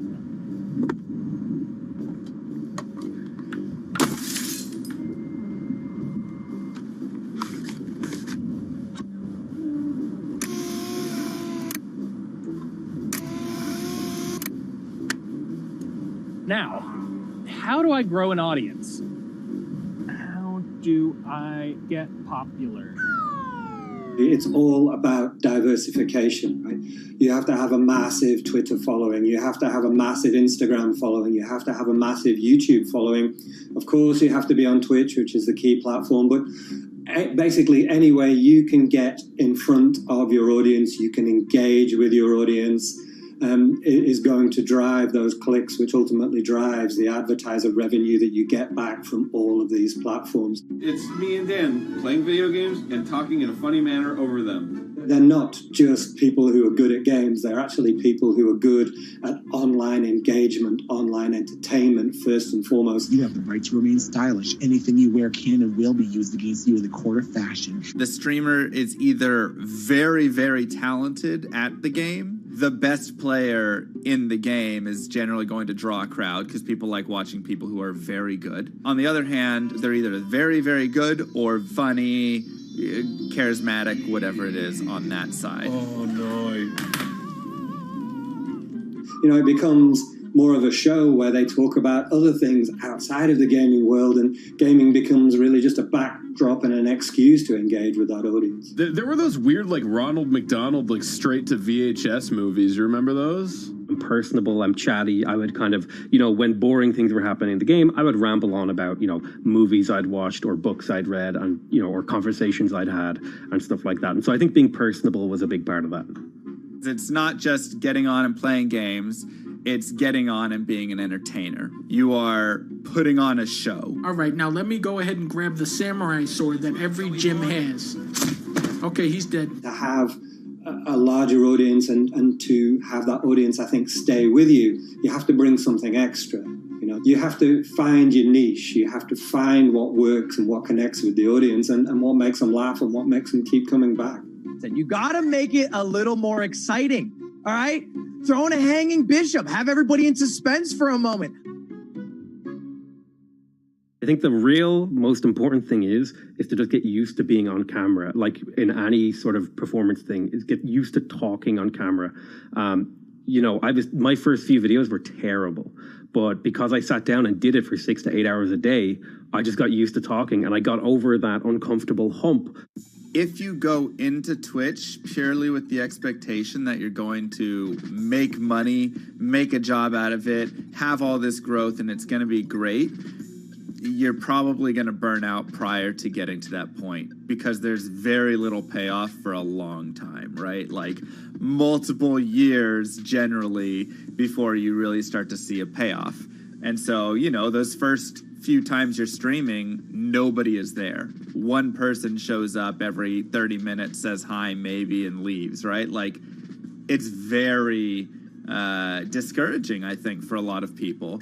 And so you have to be there just loving it. You have to love talking to yourself when nobody is around. You have to love just the game that you're playing, all of that stuff, because it takes a while. And I think a majority of people burn out prior to getting to the profitable point of it. And there you have it. My very own YouTube, Twitch, Discord, and streaming channels all ready to go live. It's a veritable social media ecosystem just on the verge of thriving. So don't forget to smash like and subscribe and visit my Patreon for perks. Also, go to my merch page. And one last thing, stay cool, my friends.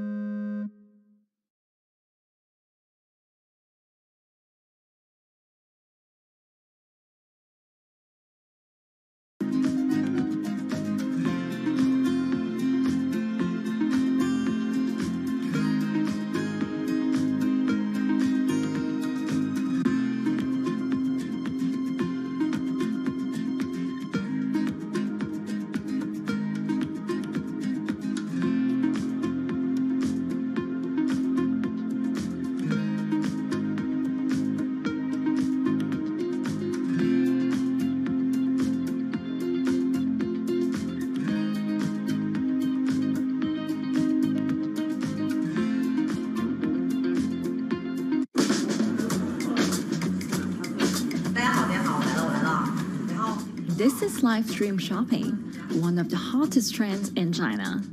Every night, tens of millions of people watch live shows hosted by influencers like Via and buy the products they recommend. On e-commerce and social apps like Taobao and Douyin, the sister app of TikTok. 我觉得已经改变了大家的购物的方式。其实各种各样的产品，哪怕你不买，你也可以来看。当然，你看了，你就有可能会买。It's not about, only shopping. It's about the experience. It's about having fun. You got to see 3D. You got to see in some kind of action. It's almost like a theater act. The internet craze has taken over China. By the end of 2020, the country had almost 400 million live stream shopping users.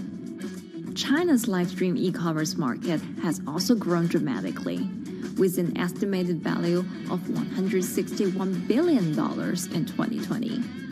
It's becoming popular outside China as well. So, is live streaming the future of shopping?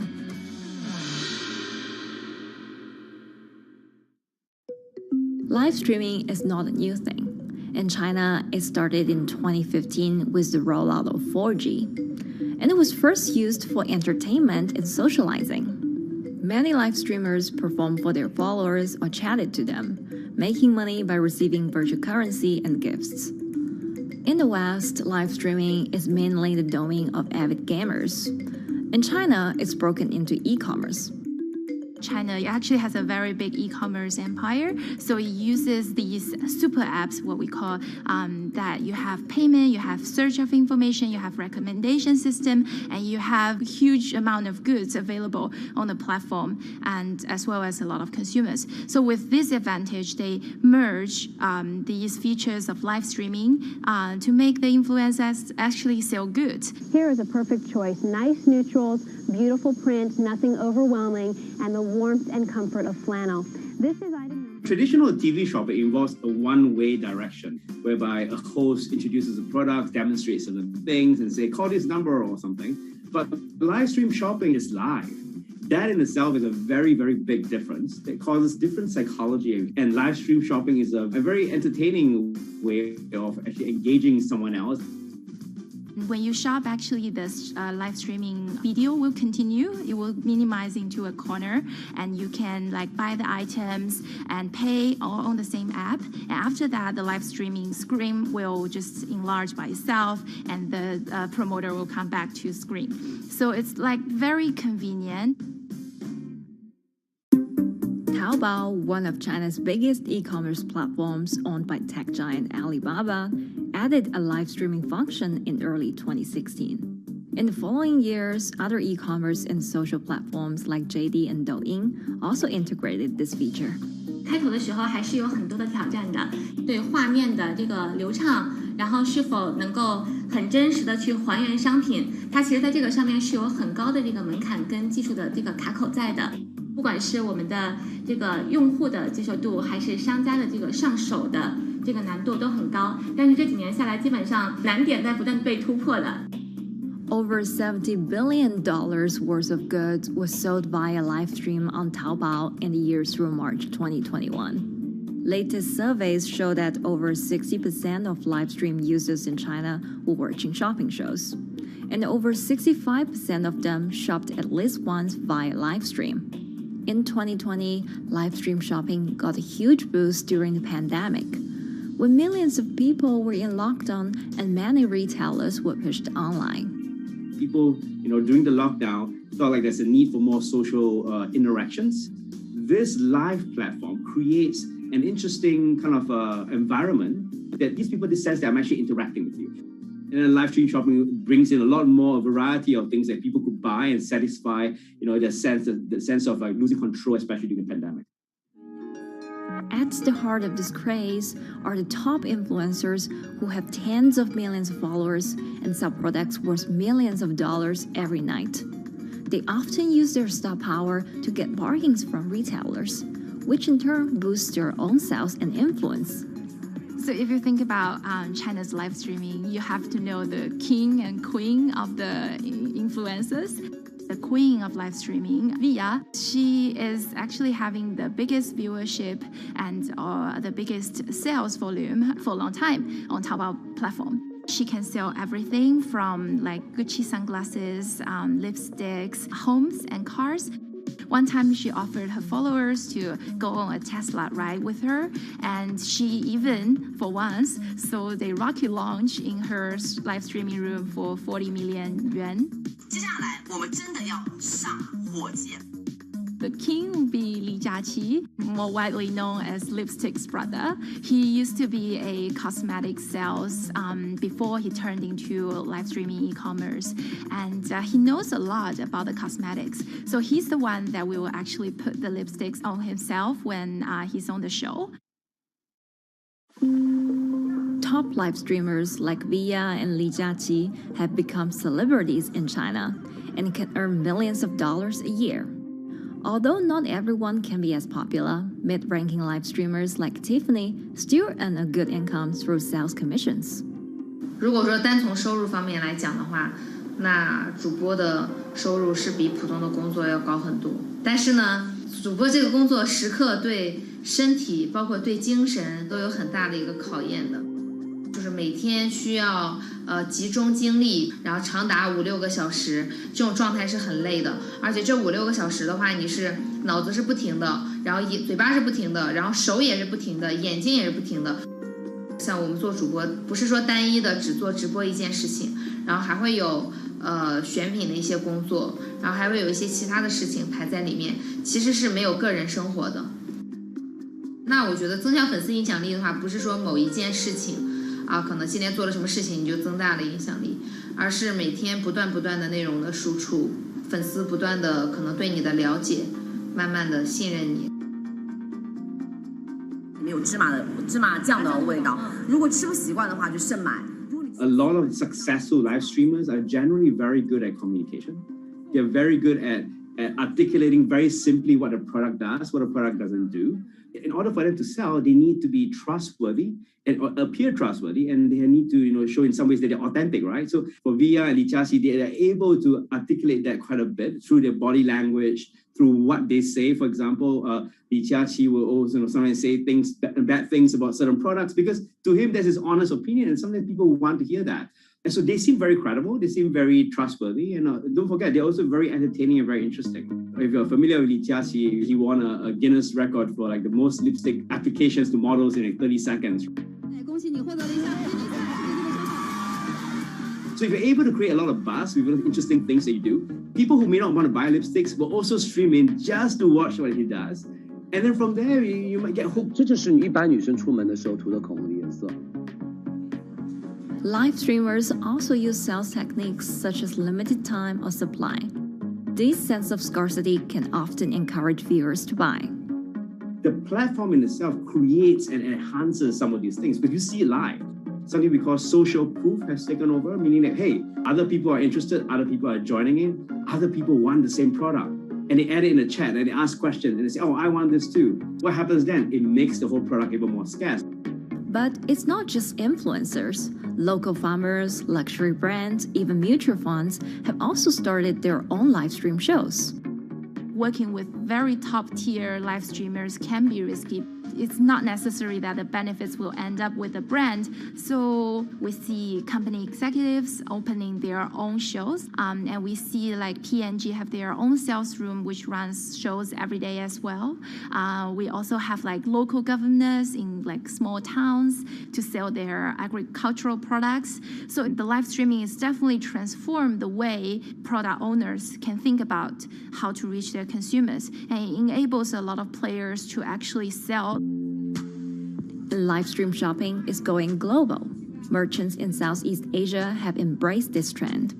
And in the West, Amazon has upgraded its live streaming function, adding interactive features like chat rooms. Companies, including Google and Facebook, are also developing and investing in technologies to integrate video and e-commerce. 直播电商它其实已经开始成为主流，它未来的发展空间跟潜力都是巨大的。接下来大家会越来越依赖这种购物方式。会变成一个比较日常化、比较规范化的这么一个趋势。If you look at the numbers alone, their numbers alone, Li Jiaqi's numbers or Via's numbers, you know that they can sell and you know that they can generate revenue. Are they able to sustain it over a long period of time? It depends on how innovative they are at changing some of the things that they do. But you can't expect consumers one day turn into virtual shopping for good. There will be the nature of us that crave to go into the store, to touch the goods and actually wear it and see how it looks like and walk around in that with our friends. And those things wouldn't be replaceable with live streaming.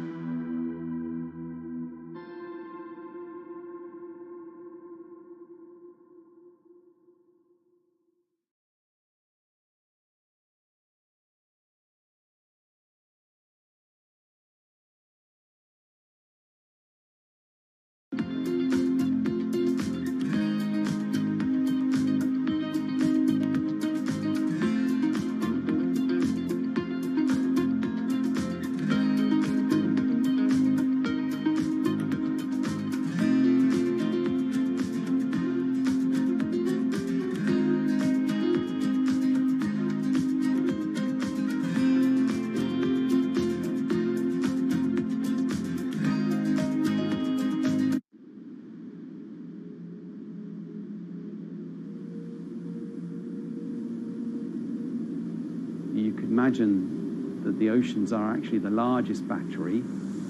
We're storing huge amounts of energy in the oceans. The wave motion can be very deep. It can extend down several hundred meters. And once it gets to the near shore, from about 50 meters, the whole water column is moving backwards and forwards. As we search for ways to reduce our reliance on fossil fuels, some are looking to a largely untapped potential source of renewable energy.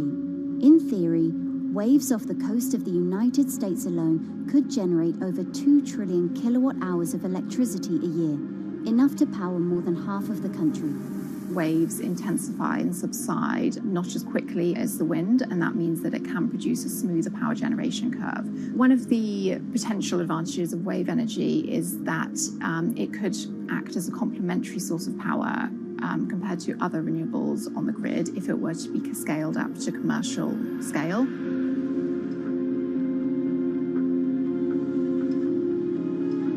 For decades, engineers have been trying to convert wave energy into electricity, but a host of technological and financial challenges have complicated their efforts. In the years from around 2006 to 2015, there were a spate of bankruptcies in the sector, and this was largely because of a lack of kind of continuous proven projects out at sea with reliable electricity generation. Since then, companies have been trying to develop the technologies at a steadier pace and with a smaller cash burn. But the same questions remain. Can companies develop devices and technologies that actually work? Is wave energy just a novelty or something that can become a major renewable energy source?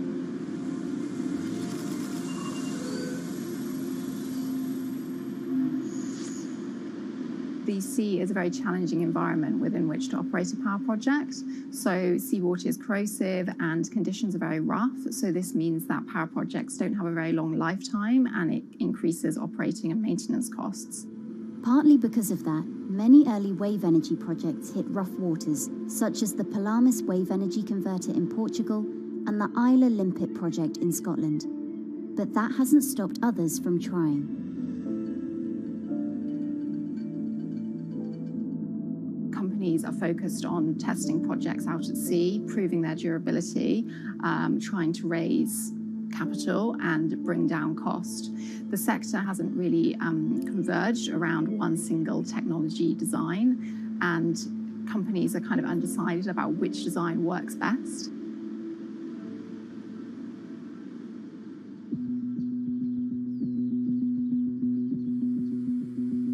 Finland-based AW Energy is a veteran in the sector.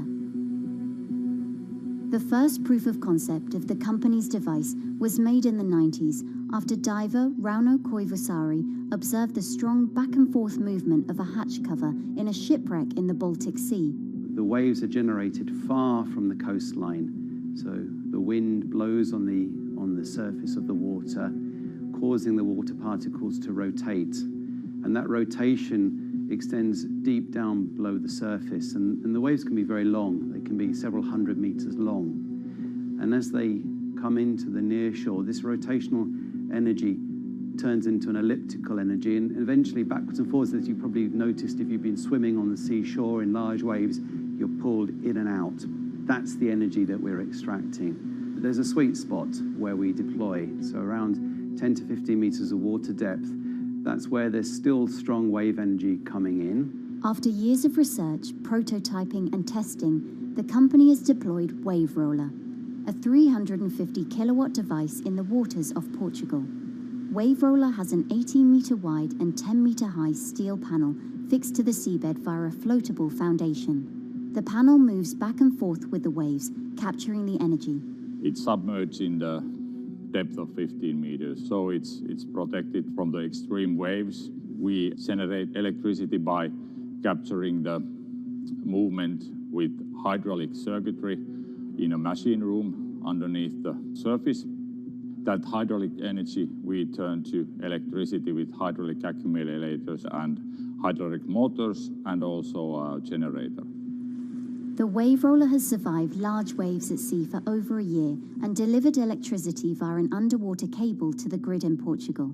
Meanwhile, the company has won a €2.5 million grant to work on an upgraded version of the Wave Roller, aiming to increase the electricity generation capacity to 1 megawatt.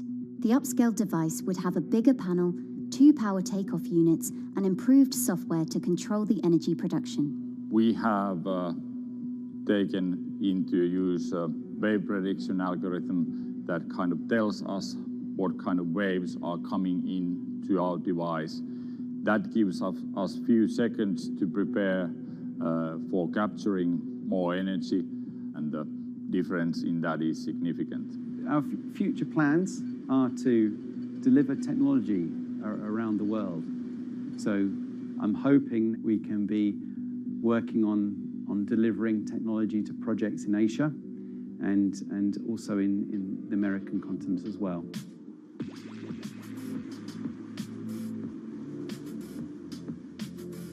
Meanwhile, Israeli company Eco Wave Power is taking a different approach to capturing the power of the ocean. For the company's founder, Ina Braverman, developing new sources of renewable energy is a personal mission. I was born in Ukraine in 1986, and 2 weeks after I was born, the Chernobyl nuclear reactor exploded, causing the largest in history nuclear disaster. I was one of the babies that got hurt from the negative effects of such explosion. I had a respiratory arrest and a clinical death. Luckily, my mother, a nurse, approached my crib on time and gave me a mouth-to-mouth resuscitation, which saved my life. I got a second chance in life and decided to do something good with it. Growing up, Ina wanted to be a politician to positively change the world. After working as a translator at a renewable energy company, she decided to change paths. Solar and wind energy were fully commercialized. There were a lot of amazing technologies implemented everywhere. I saw that wave energy, although it's an immense source of electricity, the biggest companies in the world are trying to develop wave energy with no success. And there was kind of a race going on in the world of who is the company that is going to develop a viable wave energy solution first. In 2011, the then 24-year-old Ina co-founded Eco Wave Power. Instead of installing devices offshore, the company's devices are attached to existing breakwaters, jetties, and piers. Our technology is very cost efficient, especially in comparison to the offshore technologies, because we don't need any ships, divers, underwater mooring or cables. We install on existing man-made structures, and all our expensive equipment, the generator, the hydraulic conversion unit, the automation, is located on land just like a regular power station. This is the EcoWave Power conversion unit that has been operating in Jaffa Port since 2014 until 2020. Here you can see how the technology works. Basically, the floaters are going up and down and pushing the hydro cylinders, which transmit biodegradable fluid into land-located accumulators. A pressure is being built, the higher the waves, the higher the pressure, which is used to turn the hydromotor, which is turning the generators. The whole system is controlled by a smart automation system, which you can see right here. And in case of upcoming storms, the system automatically raises the floater above the water level and keeps them in the upward position until the storm passes. The company has been operating a 100-kilowatt grid-connected device in Gibraltar since 2016, which is enough to power 100 households. Currently, Ina and her team are working on another 100-kilowatt project at the Port of Jaffa in Tel Aviv. The project will be also the first time in the history of Israel that wave energy will officially connect to the electrical grid. And our goal going forward is to expand it to all suitable breakwaters in the city of Tel Aviv and to supply a significant part of the city's electricity needs. Today, engineers and entrepreneurs are still trying to crack wave energy. Globally, only a few hundred kilowatts of wave energy are deployed, compared with gigawatts of offshore wind. But the field has come a long way in recent years, and with the right engineering solutions, this new power source could eventually become competitive with more mature renewables like solar and wind. I would have a lot more confidence in the success of wave energy companies today as opposed to like 20 years ago. But in the next few years or maybe the next couple of decades, it will be more likely to be used in remote locations like islands that are otherwise dependent on expensive diesel power, or out at sea on gas decommissioning rigs, or for powering underwater autonomous vehicles. So definitely, wave energy can compete with other renewable energy sources, but I personally believe that this is not a competition. In order to have a 100% renewable energy friendly world, we need all renewable energy sources to work together.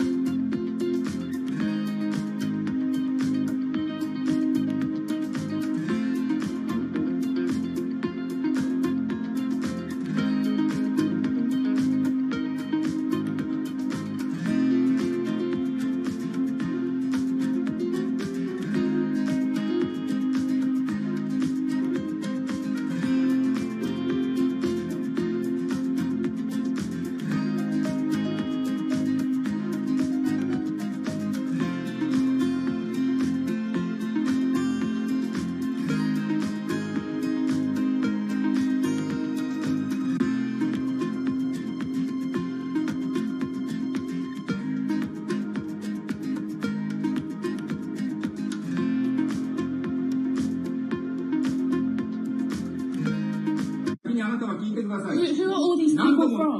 Who are all these people from?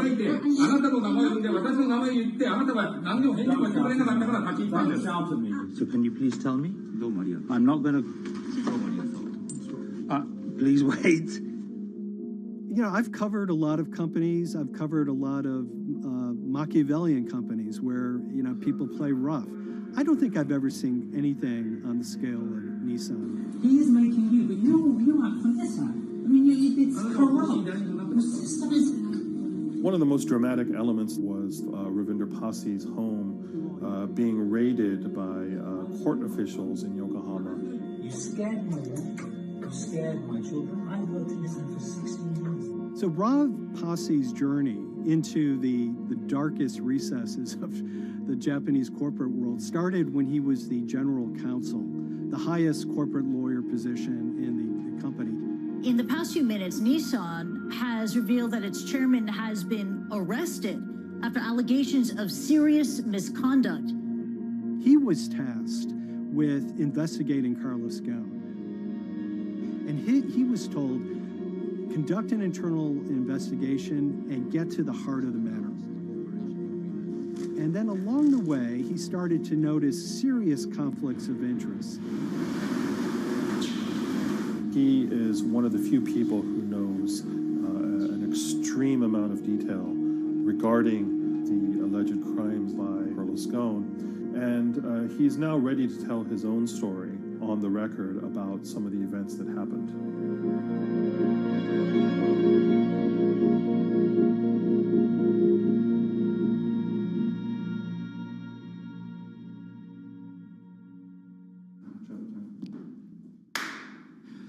My name is Ravinder Passy. I'm the former Global General Counsel of Nissan Motor Co. Limited. And you could say, yes, I had a front row seat in terms of what was going on. When Carlos Ghosn saved Nissan years ago, he was depicted in Japanese comic books as this hero, and now maybe we'll see comic books where he's the villain. In corporate Japan, Nissan was quite an unusual company. It was led for 2 decades by a non-Japanese executive. Well, Carlos Ghosn was a hero in the Japanese business world. If you had a global business celebrity in Japan and worldwide, it was definitely Carlos Ghosn. In a country with few foreigners at the top, he stood out. But over the years, he saved Nissan from bankruptcy, allied with Renault and Mitsubishi, and turned the alliance into one of the most competitive in the world. Yet as the years went on, I think his ambitions changed a little bit. He started thinking about legacy plays, and one of them was to really tighten the alliance between Renault and Japan. And unbeknownst to him, there was a contingent of senior Nissan executives that were really felt threatened by that move. They really thought that they would lose complete control of the car company, and even in the government, there was probably a little bit of anxiety about a national champion in the auto industry falling under full-blown foreign control. Carlos Ghosn was an auto industry leader, respected by many in Japan. Now he's in jail. The arrest of Carlos Ghosn came completely out of the blue. This was in November of 2018. He was coming to Japan on Nissan's corporate jet for a regular executive meeting, and he was met on the tarmac by Japanese authorities who whisked him away to jail and charged him with financial misconduct crimes. So what happened was that a power struggle ensued inside the company, and somewhere along the way, it was criminalized. By that I mean that there were allegations leveled at Carlos Ghosn about the way he reported his pay to Japanese authorities, the way he handled money inside the company, that in other contexts might have been a board action, might have been handled internally. A number of executives at Nissan decided to take this difference and take it over to the Tokyo prosecutor's office, and that unleashed a chain of events that would shake the entire auto industry. So after Carlos Ghosn was arrested, Nissan launched an internal investigation into the events that led up to his arrest. So Rav Passy was tasked with investigating Carlos Ghosn, and he was told, get to the heart of the matter, find out what Carlos Ghosn did wrong and bring it to our shareholders. It's really complicated because you had various things coming out of the weeds. 2018, the investigation has started, and we become aware of matters in terms of conflicts, actions by certain individuals that cause some concern because things might not quite be what they seem. So in our story, we really took a close look at Harinada and his role in Carlos Ghosn's downfall. Harinada is one of the most fascinating figures inside Nissan. He's also a lawyer. He's originally Malaysian. Hello, Mr. Hari. And he had a meteoric rise through the company and became very, very close to Carlos Ghosn and other top figures. He had a front row seat at all the major strategic deliberations at the company. And when he discovered that Carlos Ghosn, as his final legacy play, was going to tighten the relationship between Renault and Nissan, he made a decision to go against Carlos Ghosn. And he became one of the key figures that decided that Carlos Ghosn had to go.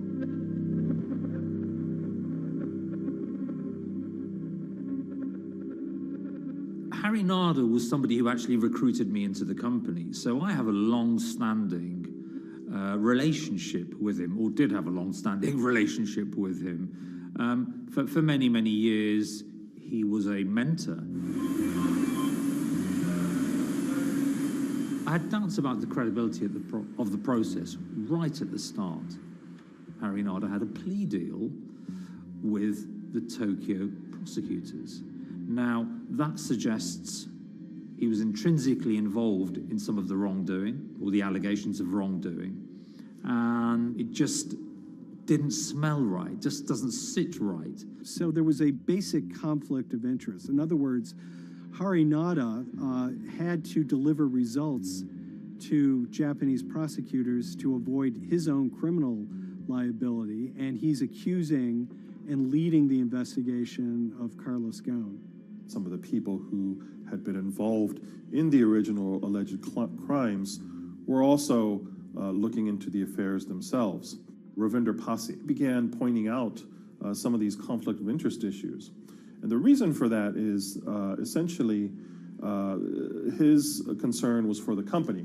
If the company's own investigation into itself was compromised, that could lead to a very weak position in various lawsuits that it was dealing with across the world.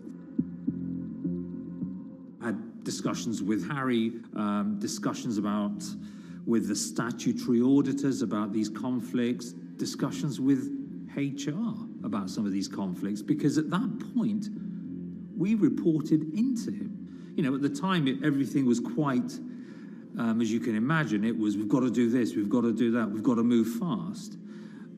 But when you step back and look at some of these things, you just think, my God, what was going on here? Because me, members of my team, were being placed in immediate danger. Your chairman's been arrested, a representative director's been arrested. They both happen to be foreigners. And then now what we need to do, we're being instructed to do, is certain compliance professionals need to go into properties in Brazil, for example, and retrieve evidence. They've got to do it very carefully, because if they don't do it carefully, they're going to get convicted of criminal activities. And likewise, when a team of lawyers were commissioned to go to Lebanon. I mean, one of my immediate concerns was, why are lawyers from Nissan being sent to go to Lebanon to retrieve evidence? These are just lawyers, they're corporate lawyers from Nissan. You had revelations that a number of executives had benefited from share appreciation rights when they shouldn't have. I mean, you know, substantive amounts of money being taken by these guys when they weren't entitled to take them. And you do think, yes, how is this going to look later on? It's going to look quite concerning. So that triggered, for me, the sort of assessment that, well, I'm going to have to do something, because up until this point, I haven't put down on paper these conflicts and these issues.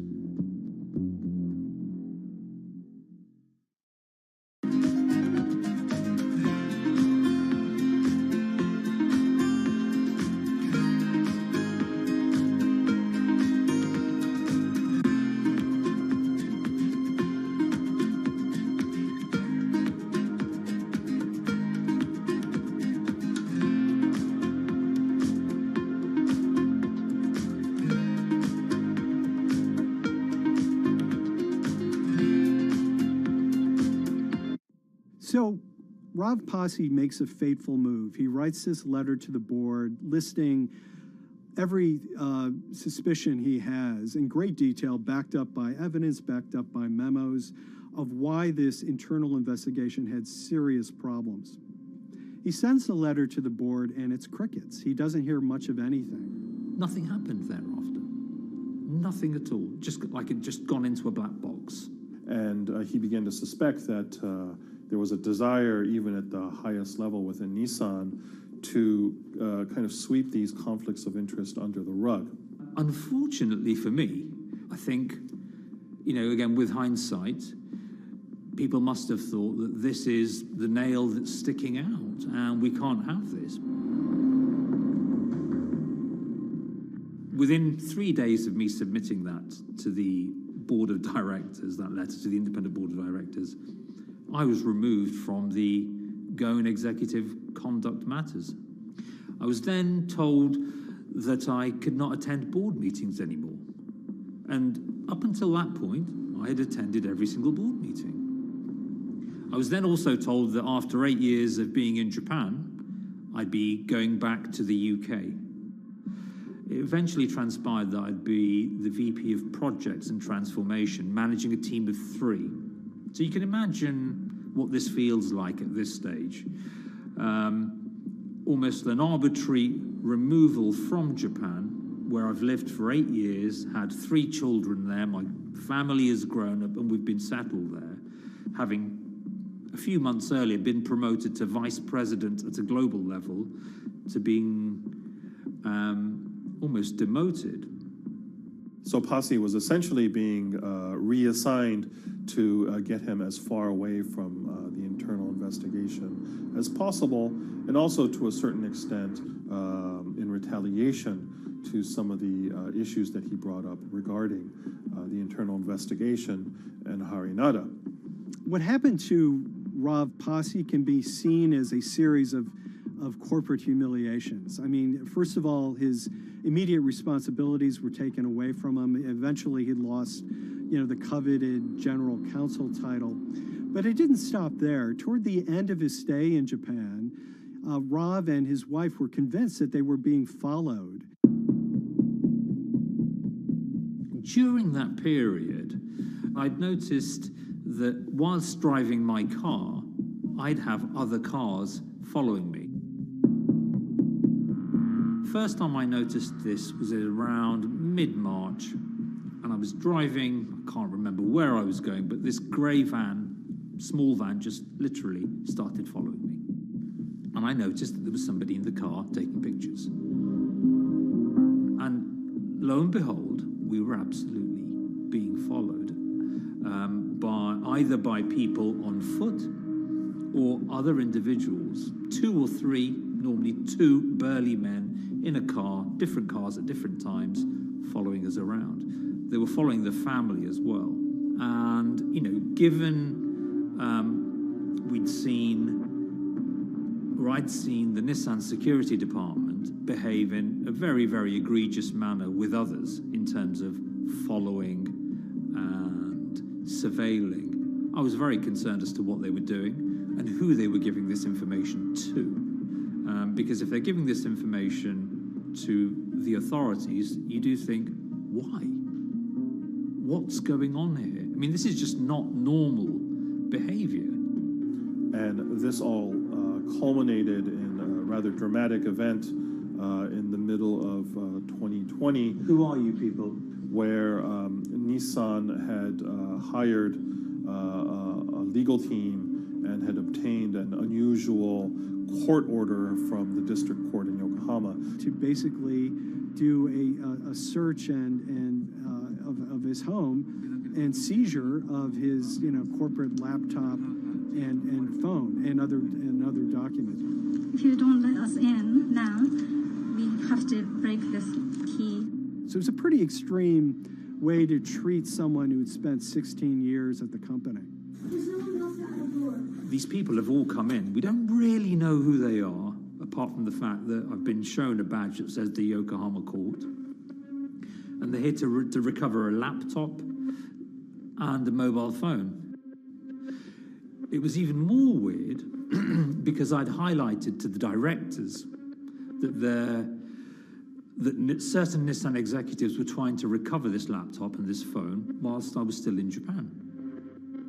And I was very concerned because it had evidence on there that related to misconduct matters and other forms of inappropriate conduct.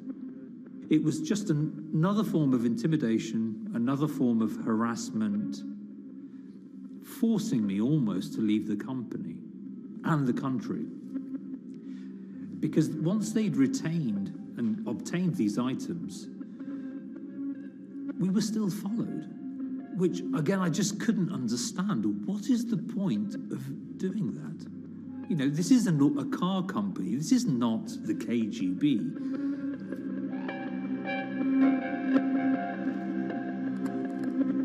I think it's fair to say that Rav Pasi didn't have full battlefield awareness of all the intrigue going on at Nissan. I mean, Harinata is interesting because he's both charismatic and charming, and one of the most brutal corporate infighters one could ever run across. This is a confidential company email, right? You should not have this.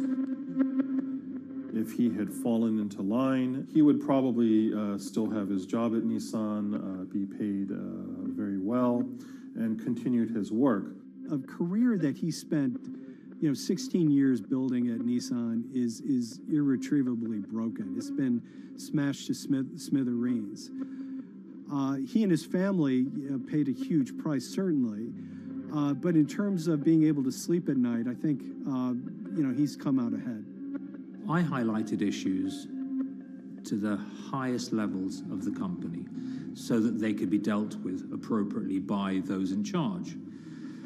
There was no response to those, and there was retaliation against me. What's really profound, like absolutely profound, is that none of your colleagues, I mean people who you have known for years, forget it. Yeah. You're on your own. Yeah. And you got to be ready for that. You've got to be ready for that. If you take it on anyway.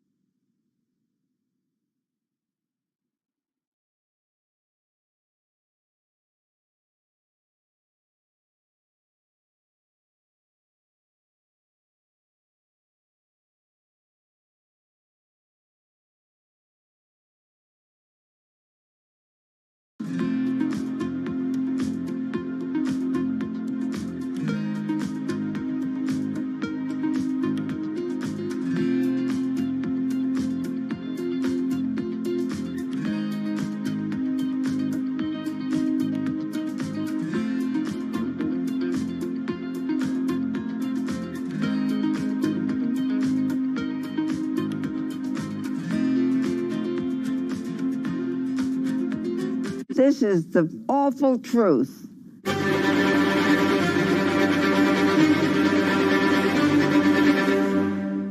There's always someone in the family that's pushing it.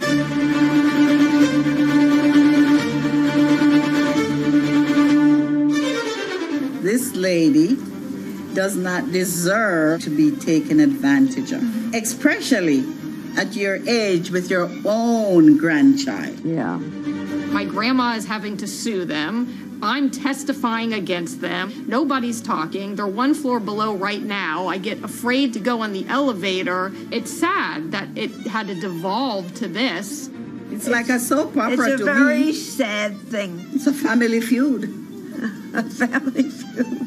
Here's a family that, on paper, you would think has the wealth that so many people seek, yet at the end of the day, it seemed to sort of rip everybody apart.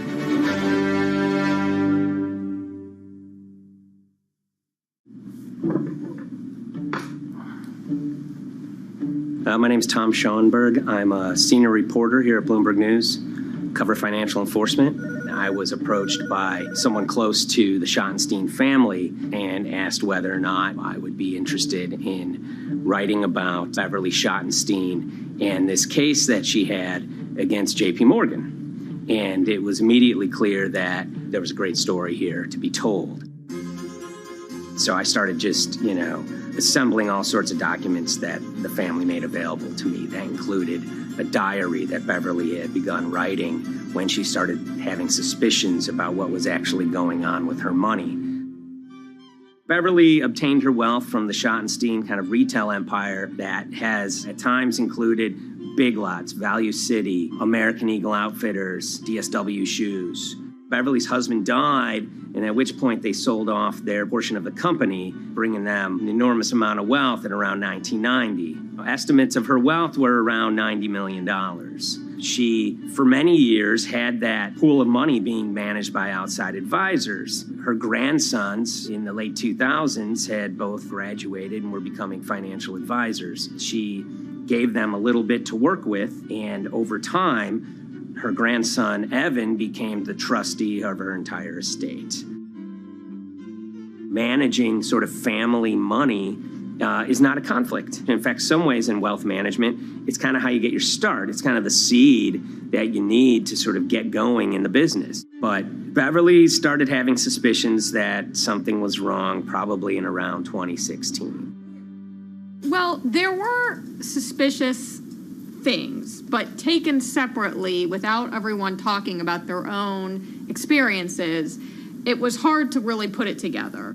She had written a check to her caretaker, Dawn, that bounced. So she went down to her local Chase branch to sort of find out what was going on. She wasn't getting paper statements in the mail, so she asked them to print out a number of her statements having to do with her checking account and her credit card account. So we went to the bank and asked for the statements. And she got a whole year and going through all of them, page by page by page. And it was there she saw all sorts of charges that she said she didn't authorize or didn't know about. I was becoming very, very suspicious. I was starting to look in the money part, and that's what bothered me more when I saw that money was going. And I was not a big spender. Around the same time, Dawn, she starts noticing Beverly's son, who lived in the condominium below her, came up with Evan with a shredder and started grabbing papers in her office area, including some with JP Morgan letterhead, and just started sitting at the kitchen table just shredding documents over and over. Yeah, they came in one morning. They used to do it in the back. Through the back door, and they brought the shredder inside. And then they went in the drawers in the office and took out all the papers, and they started doing it. I was very suspicious because I know you don't go around and destroying papers. Beverly said that they had done this many times before. That's when she said to me, Dawn, I'm going to write my feelings in this black book. Diary. And it's a diary, and she started writing. Each day she would write a little at a time. Around the holidays of 2018, a package had arrived, a FedEx package, and in it were materials about a venture capital fund based out of the Cayman Islands. Dawn and some other family members take a look at this, and they see that Beverly is signed up for this fund to the tune of $5 million over the course of several years. And that was really the beginning of it. That was sort of the tip of the iceberg when it became obvious that something was going on, that my grandmother really wasn't aware of this fund. Beverly started to panic. She got really upset and called, JP Morgan's headquarters in New York and asked for Jamie Dimon. She said she was told someone would call her back, but she says that never happened. She wrote a letter to Evan and Avi, and in there she laid out a number of things that were concerning her: unauthorized trading, the checking account. She had about $1 million worth of jewelry in a safe deposit box, and that her son Bobby had the key to that box, and that jewelry had gone missing. All this was kind of packaged in this, 5-page handwritten amendment to a will and trust. There's such an evolving narrative about why the jewelry was taken. The only truth we really know is that the jewelry is gone. But why it happened, there have been a lot of different stories. You just don't take your mother's wonderful things and hand it out. And they emailed that note to JP Morgan to seize all activity on her account. And it ended up setting off a firestorm after that. As soon as they got this email that there was a cease and desist and that she wanted to send her money and change brokerage firms, they were actually vacationing one floor below downstairs. They're there right now. The next day, Beverly's in her place. The granddaughter's still in her place visiting. Dawn is there, and up comes Bobby kind of barging through the door. And he's screaming about what was sent to the JP Morgan. They're now investigating them. And he's furious, takes his mother and sort of puts her into a chair, gets pen and paper, and she says physically forced her to write a retraction letter. They were pushing me around. It was a scary time. I was really afraid too. I had to take her to the doctor, and she did an x-ray because she was in so much pain. The locks had to be changed. The phone number had to be changed. I really thought we were going to have to hire guards to be outside just for protection. Oh, it was terrible. Horrible scene. Beverly brought her case before the Financial Industry Regulatory Authorities, usually known as FINRA. It took several months of hearings. She sees all sorts of transactions that's going on, hundreds of them that she claims that she never knew about, never authorized, but yet were logged in JP Morgan's files as having been direct requests from her. That included the sale of a large amount of Apple stock worth several $1 million, as well as all her stock in Big Lots. Over the course of their time with JP Morgan, Evan and Avi were making all sorts of trading on her account that was generating millions of dollars in commissions for themselves and the bank, yet she was not sort of getting any of the type of gains that you would expect sort of an $80 million account in a bullish market to be able to get. They issued a ruling entirely in her favor, finding that her grandsons, as well as JP Morgan, they were liable for violating their fiduciary duty, misrepresenting themselves, and they also found that the bank and her grandson, Evan, were liable for elder abuse. Evan and Avi, they were fired from JP Morgan. They issued an award of about $19 million. I reached out for comment, and JP Morgan emphasized that Evan and Avi were no longer with the firm and that their actions do not represent the sort of values of the bank. I reached out to Evan and Avi, heard back from their lawyer saying that, they disagree with the law and the facts that FINRA kind of used to decide the case against them and are seeing if they can have it withdrawn. Her son, Bobby, wrote her a letter, said his sons weren't criminals, and he also admits to taking her jewelry. And he says he needed it to pay off some bad business debts he had. They never once came up to say, I'm sorry. If there had been an apology and some acceptance, and asking for forgiveness from my grandmother, I don't think we'd be in the position that we are now. Since the piece came out, we've received dozens of messages from people, many of whom are telling their own sort of personal tales of, kind of financial advisors gone bad, or family members who got control of an estate and abused, those within. Seems that it's really resonated with a lot of people. I keep, hearing a lot of feedback about Beverly and how, a lot of people feel she did the right thing. You're never too old to stand up for yourself and try to right an injustice. She was adamant that she wanted to stand up for herself. But at the end of the day, they did wrong. It's a painful life lesson. You know, Beverly taught them that you don't mess with grandma.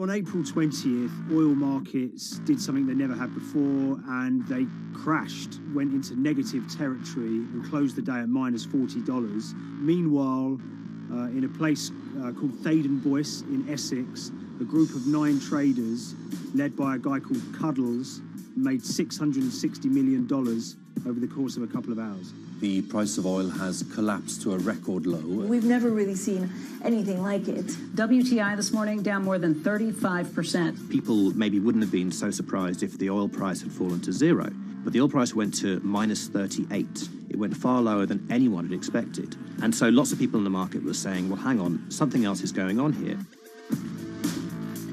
A couple of months later, I started to get wind through a kind of network of sources that a tiny firm in the outskirts of London had made a huge amount of money that day and potentially had some part to play in what happened. The information we got was that 9 traders at Vega Capital London had made in the region of $660 million in one day. As a group, I think they made as much money in one day as Apple makes from its international sales in one day. I mean, it's an insane sum of money. Did they pull off a fantastic trade? Did they predict the way the market was moving and get it absolutely right? Or was there something else going on, and had they actually done something that breached market rules in a bid to sort of push the market? And that investigation is ongoing.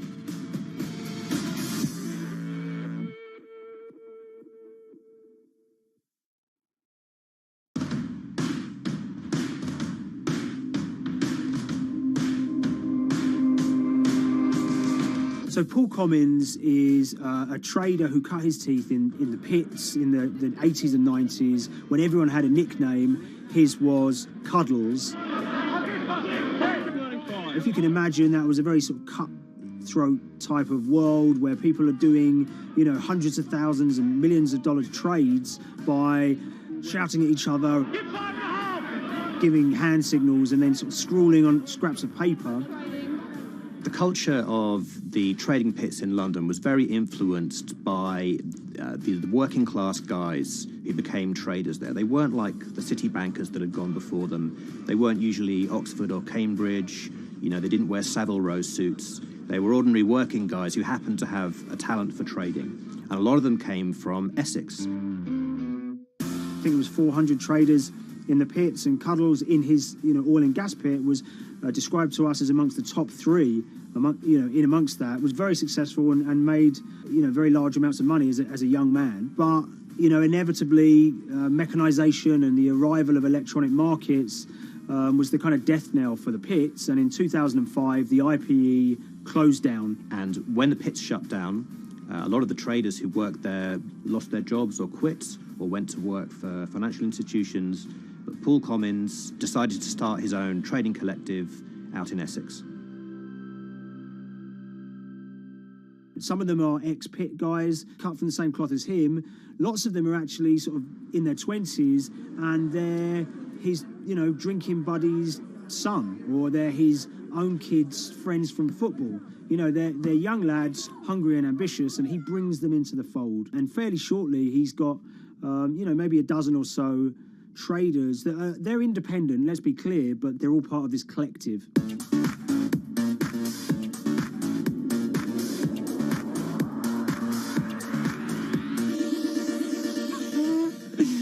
Yeah, I'll let Liam deal with Essex. I am from Essex, so I feel like I'm free to, to get into this. Sweet, as they say. If you were to ask someone in Britain how they would imagine a kind of Essex person, they would see someone who's maybe slightly flamboyant, with a sort of Cockney accent, a sort of Guy Ritchie-style accent. Not afraid to splash the cash, but it's probably pretty bright and has done well for themselves. Don't even make sense, does it? But, these guys, they drove around very nice Rolls Royces and Bentleys. They went to places like Marbella on holiday. Thaden Boyce is a very wealthy place. You have to have considerable income to be able to afford to live in that village. It's a really nice place to live, and it's 20 minutes tube ride away from the city. Earlier in the summer, we have this lead, which is that there's this tiny firm called Vega Capital London, and they were the biggest winners from the biggest oil crash in history. Anyone that covers markets is going to be surprised about that. You're thinking your BPs of the world or your Glencores, but it's this tiny firm. And one of the big challenges that we had was actually finding out who worked with Vega Capital. It wasn't immediately obvious, and at first we had absolutely no idea. If you go to the Vega Capital website, it says it's under construction. If you do basic online searching, it's very difficult to find anyone who's publicly connected to the company. So inevitably, we're incredibly curious at this point. Like, who the hell are these people? The more reporting we did, the more it became clear that this group were connected socially as well as professionally. They went to weddings together, they played golf together, they would go on holiday together. We found out that a number of them were members of the West Ham Supporters Club in London. A few of them started companies together, so you could see all the connections between them and start to see a distinct group emerging. And it really just was this kind of shock that, this wasn't just like a hedge fund or a firm you'd never heard of. This was actually a group of buddies who all had the same experience on this day and had all made a huge amount of money. So if you're an oil trader, there's a number of different ways you can trade, and probably the most popular is WTI futures contracts. And it's basically a contract that says, I'm going to buy 1,000 barrels of oil from you at this point in the future, or I'm going to sell 1,000 barrels of oil to you at this point in the future. It's actually just a financial contract to gamble on to predict whether oil is going to go up or down. On the 20th of April in Essex, there had been signals for a while that this was going to be an exceptional day in oil markets. And we know that some of them arose early and started their trading in the early hours of the morning while it was still dark outside. Essentially what they were doing is buying contracts that gave them an obligation to buy oil at whatever the price ended up at 2:30 p.m. So they're basically placing a bet that oil was going to fall throughout the day. But they're simultaneously selling lots of oil as well. And whether they make a profit and how much profit they make is the difference between what they buy the oil for and what they sell the oil for. Now, of course, we now know throughout April 20th, the price dropped and dropped. So this is going very well for them.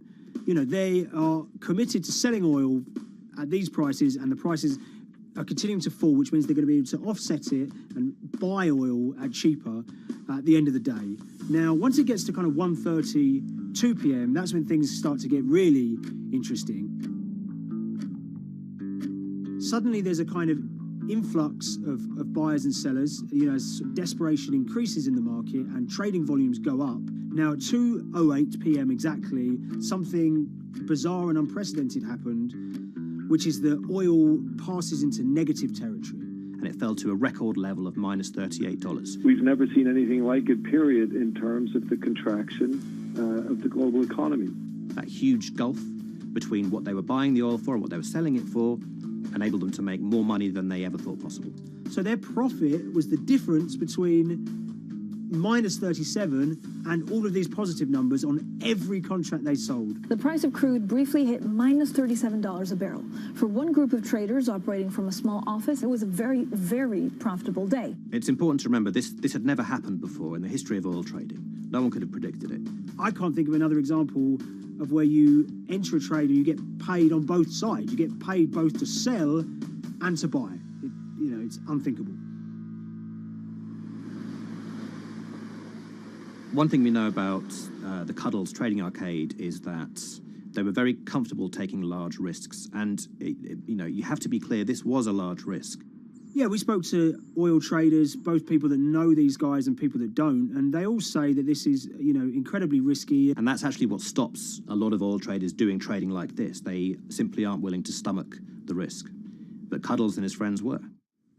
So when the kind of final calculations came down, the group of the 9 most profitable traders made $660 million or thereabouts between them. I mean, if you can imagine, I think 3 or 4 of them made in excess of 100 million each. One of the astonishing things about this trade is that 2 of the individuals who made more than $100 million in a single day were in their 20s. One of them was 22 years old. Only a few years earlier, he'd been posting on his social media about doing teenage stuff with his mates in town and going to see girls and rap music. And here he is a few years later making $100 million in a single day's trading. When me and Liam discovered that, we couldn't believe it. We couldn't believe what we were seeing.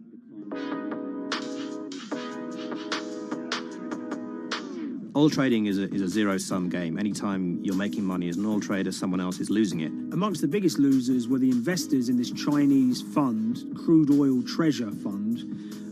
There were thousands of them, and they lost everything. Lots of people had put their savings into oil funds.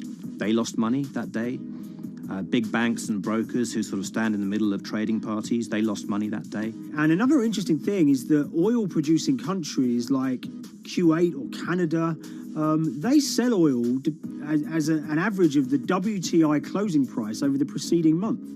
So the fact that one of those numbers in that average was minus 37 meant, if you can imagine, countries like Saudi Arabia and Kuwait potentially lost a couple of dollars on every single barrel of oil they sold that month. Vega Capital's traders made such an extraordinary sum of money that it was inevitable there would be some scrutiny of what they did. But it wasn't just the sums of money they made. In the vital half an hour before the settlement price was set, they were by far the biggest sellers of oil futures in the market, which is an incredible thing to think about when you consider that the other participants in that oil market are going to be the world's biggest banks, oil majors, BP and Shell, and here you have a group of 9 guys in Essex who are having this significant influence over a global market for oil. I mean, I think you have to assume that if these guys had made $7 million or $10 million, they probably would be celebrating in Essex right now. But the fact that they made closer to $700 million has meant that they are facing understandable scrutiny. We wrote individually to all the Vega traders who did exceptionally well that day, and we got a letter in response from a law firm representing the group. And the law firm was at pains to point out, number one, that they haven't been accused of any wrongdoing, that they all traded independently and separately, and they'd basically all made up their own minds that this was what was going to happen in oil markets based on publicly available knowledge, and decided to execute this trade. What I love about these stories is there's a real variance of opinion, and some people will look at what happened and think that must be dodgy. They all traded at the end of the day. They all made a huge amount of money while all these people lost. That's shocking. But lots of people say these guys are at acute disadvantage. They're in a market that's inhabited by, huge technology-driven funds and firms and oil giants that have got all the advantages in the world, and when you get a bunch of Essex geezers who essentially beat the market and find a way to make a huge amount of money, they should get a pat on the back, really, because that's the dream. Since this happened, a lot of the guys have stopped trading the monthly settlements that they'd done so well at in the past. Several of them have set up new companies. They've essentially gone very quiet. Any kind of social media presence they had has kind of closed down. By all accounts, they're, waiting this out. It's certainly too early to try and predict how the regulatory investigations are going to pan out. We just don't know. There's a number of potential outcomes for these guys.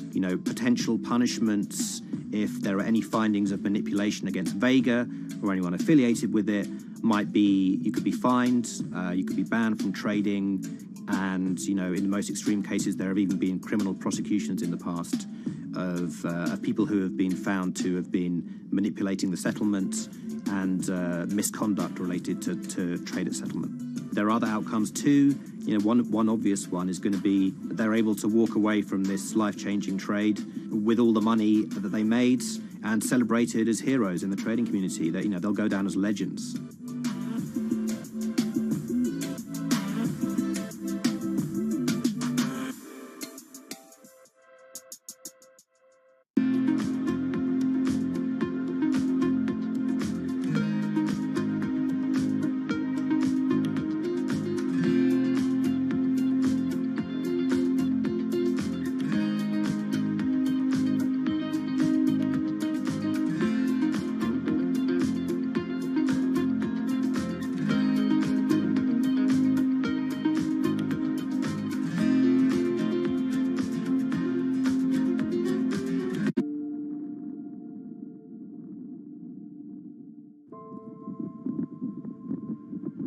It's very important, given the nature of the climate crisis right now, for the general public to have an understanding of what progress is or is not actually happening. And I think many readers right now, they'll see these hundreds and hundreds of companies making these big, bold climate claims.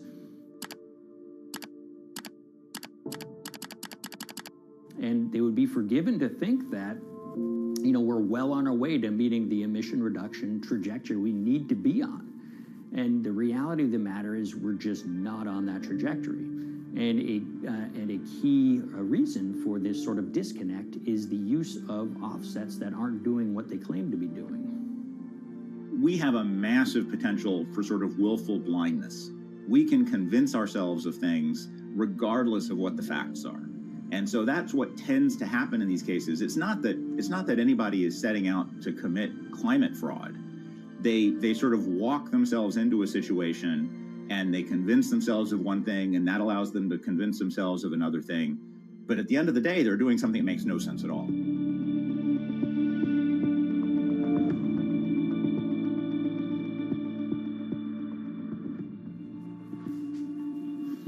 My name is Ben Elgin. I wrote the story about how the billion-dollar market for carbon offsets is setting back the fight against climate change. So one of the challenges in reporting on carbon offsets and trying to figure out what's going on is really finding good experts who have been steeped in this marketplace and are willing to candidly talk about it. One of the best people for this is a fellow named Mark Trexler, and I've been talking to him for more than a decade. My name is Mark Trexler. I've worked in climate change for the last 30 years. I was actually hired by the World Resources Institute in Washington to work on the first carbon offset project in 1988.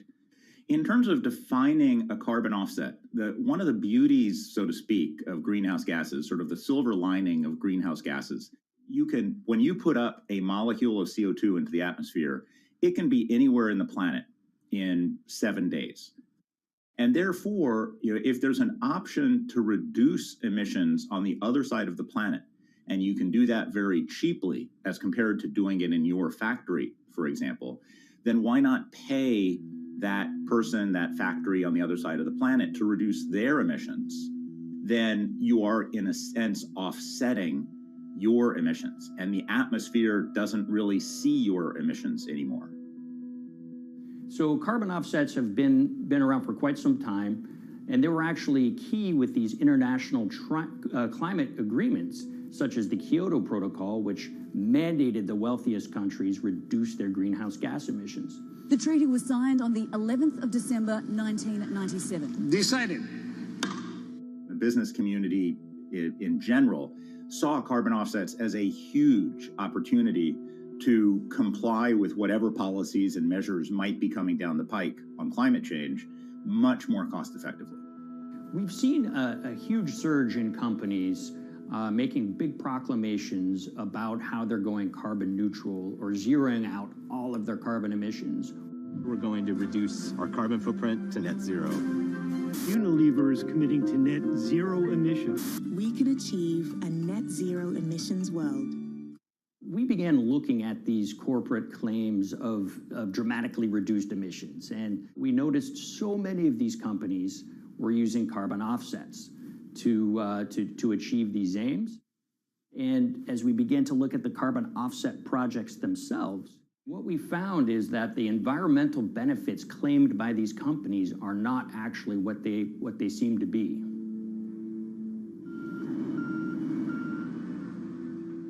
And as we sort of saw and spotted a number of these very aggressive carbon offset projects, which appeared to be generating inflated credits or bogus credits, we saw a number of them were associated with the Nature Conservancy. This surprised us. The Nature Conservancy is the world's biggest environmental group. They have about $1 billion a year in revenues, and they've been around for 7 decades. They've preserved about 125 million acres of land. And they've done so many good works over the years, and they've been very strong in terms of working with corporate partners. The Nature Conservancy has taken a different approach, a very pragmatic and pro-business approach. They will not go out and criticize a big polluter, but they're very happy to work with them. Some might say that, well, that's selling out, but others would say, and those at the Nature Conservancy would say, these companies have deep pockets. They can help fund important preservation work, and we have absolutely no problem working with them on this stuff. So companies are very warm, and they've partnered with the Nature Conservancy for many years. And yeah, it definitely lends a sheen of credibility to these projects. Here's 20 new reasons to visit Disney World this year. 1, 2, if you look at, for instance, Disney, that's a sprawling company with theme parks and cruise lines that burn up diesel fuel. They have office buildings and television studios that consume electricity. So these companies are trying to make major reductions in their carbon footprints, but it's very difficult to change these fundamental ways their businesses operate. So Disney has been a big buyer of carbon offsets that are orchestrated by the Nature Conservancy. One of the projects that they buy from is called Pennsylvania Ridges. And that's a plot of land. Most of the land is actually about a 3-hour drive outside of Philadelphia. Interestingly, this land, 3,000 of these acres, was actually acquired by the Nature Conservancy in the late 1990s. This land was imminently threatened. There was a pending logging contract on this land. So they do what they have done so well for all of these years, which is they go out, they raise money from local philanthropists, and they go buy this land to protect it from developers and loggers. And at the time, according to an archived version of the Nature Conservancy's website, when they were proudly announcing this deal, they said, these threats have been abated because of this acquisition by the Nature Conservancy. So it's really interesting now, fast forward 2 decades to earlier this year when they put forward this carbon project. And if you look through it, this land is a key part of that carbon project. And what they're now saying is this land is now, once again, imminently threatened. 72% of the trees are going to be cut within 5 years. Now, this is just astounding because this land is owned by the Nature Conservancy. They do not clear-cut land that they've bought through philanthropic donations. So this scenario that they've put forward to get carbon revenues is not really plausible. And what that means is when you have Disney coming in and buying these credits, when it eventually lowers its carbon footprint because of these credits, well, that won't be a credible or truthful claim by Disney.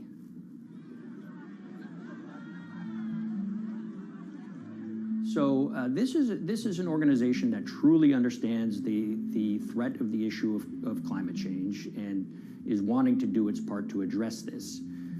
However, in this situation, it just appears their drive, which they've had for decades, to increase the amount of revenues that it can use for land preservation work. Nature Conservancy and many others see that carbon credits as a pot of money that they can tap into to further their own benevolent aims. But unfortunately, what this has resulted in is claims of climate progress that just aren't really happening. So the Nature Conservancy defends vigorously these deals, and they and others will say, look, our projects are just following the rules that these registries set up. So some would also put some of the blame on the registries themselves because they're setting up the rules which allow these vapid projects to get up and sold.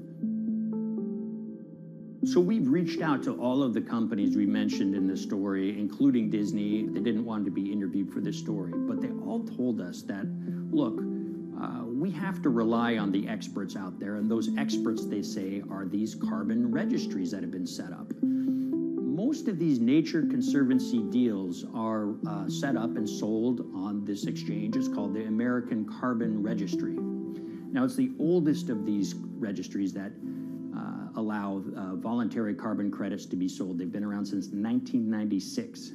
What these offset registries do is they set up rules, and any carbon offset project has to follow those rules. But there's this tension that's always there. If the rules are too strict, then it's going to be very hard for carbon offset projects to get up and running.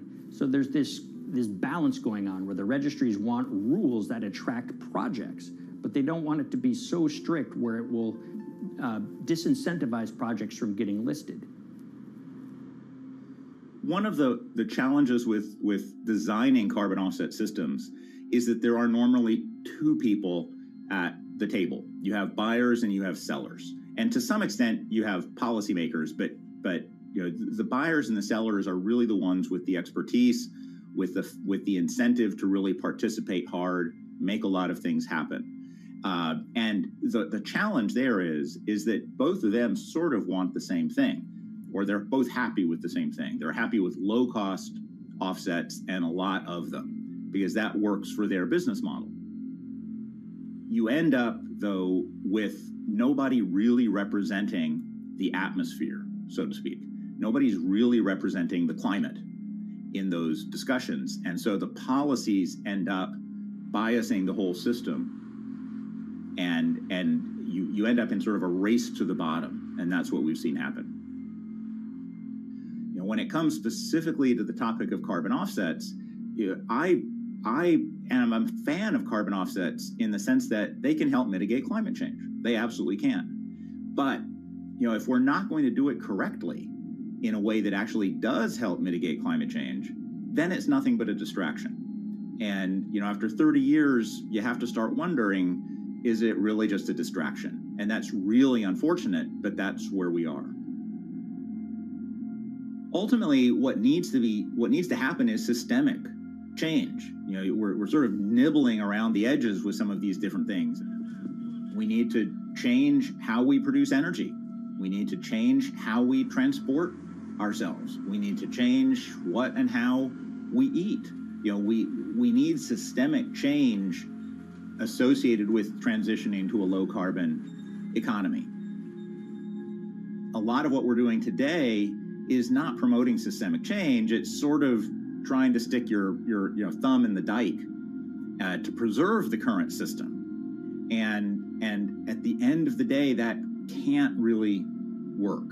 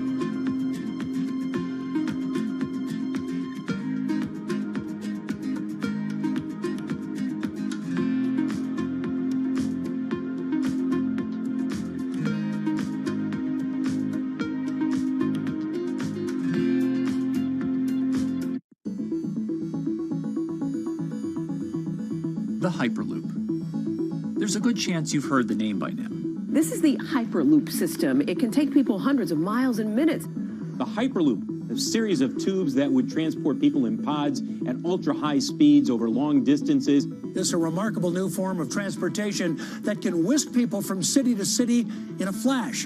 29 minutes from New York to D.C., 30 minutes from L.A. to San Francisco. For years, we've been seeing these futuristic, utopian renderings of some cross between a spaceship and a monorail. But lately, the Hyperloop is becoming much more real. Yes. It was surreal to be even sitting inside a Hyperloop, and just even more incredible to actually be like riding down a track in something that was nothing more than a crazy idea 6 years before. Companies all around the world have been developing and testing the technology needed to propel passengers at speeds of over 1,000 kilometers per hour. But for many, speed is only the first step to unlocking the full transformational effects of a new mode of transportation. Fast is what we just sort of take for granted in the Hyperloop world. It's the network effects that really deliver the benefit. And that opens up a completely different scale of economic opportunity.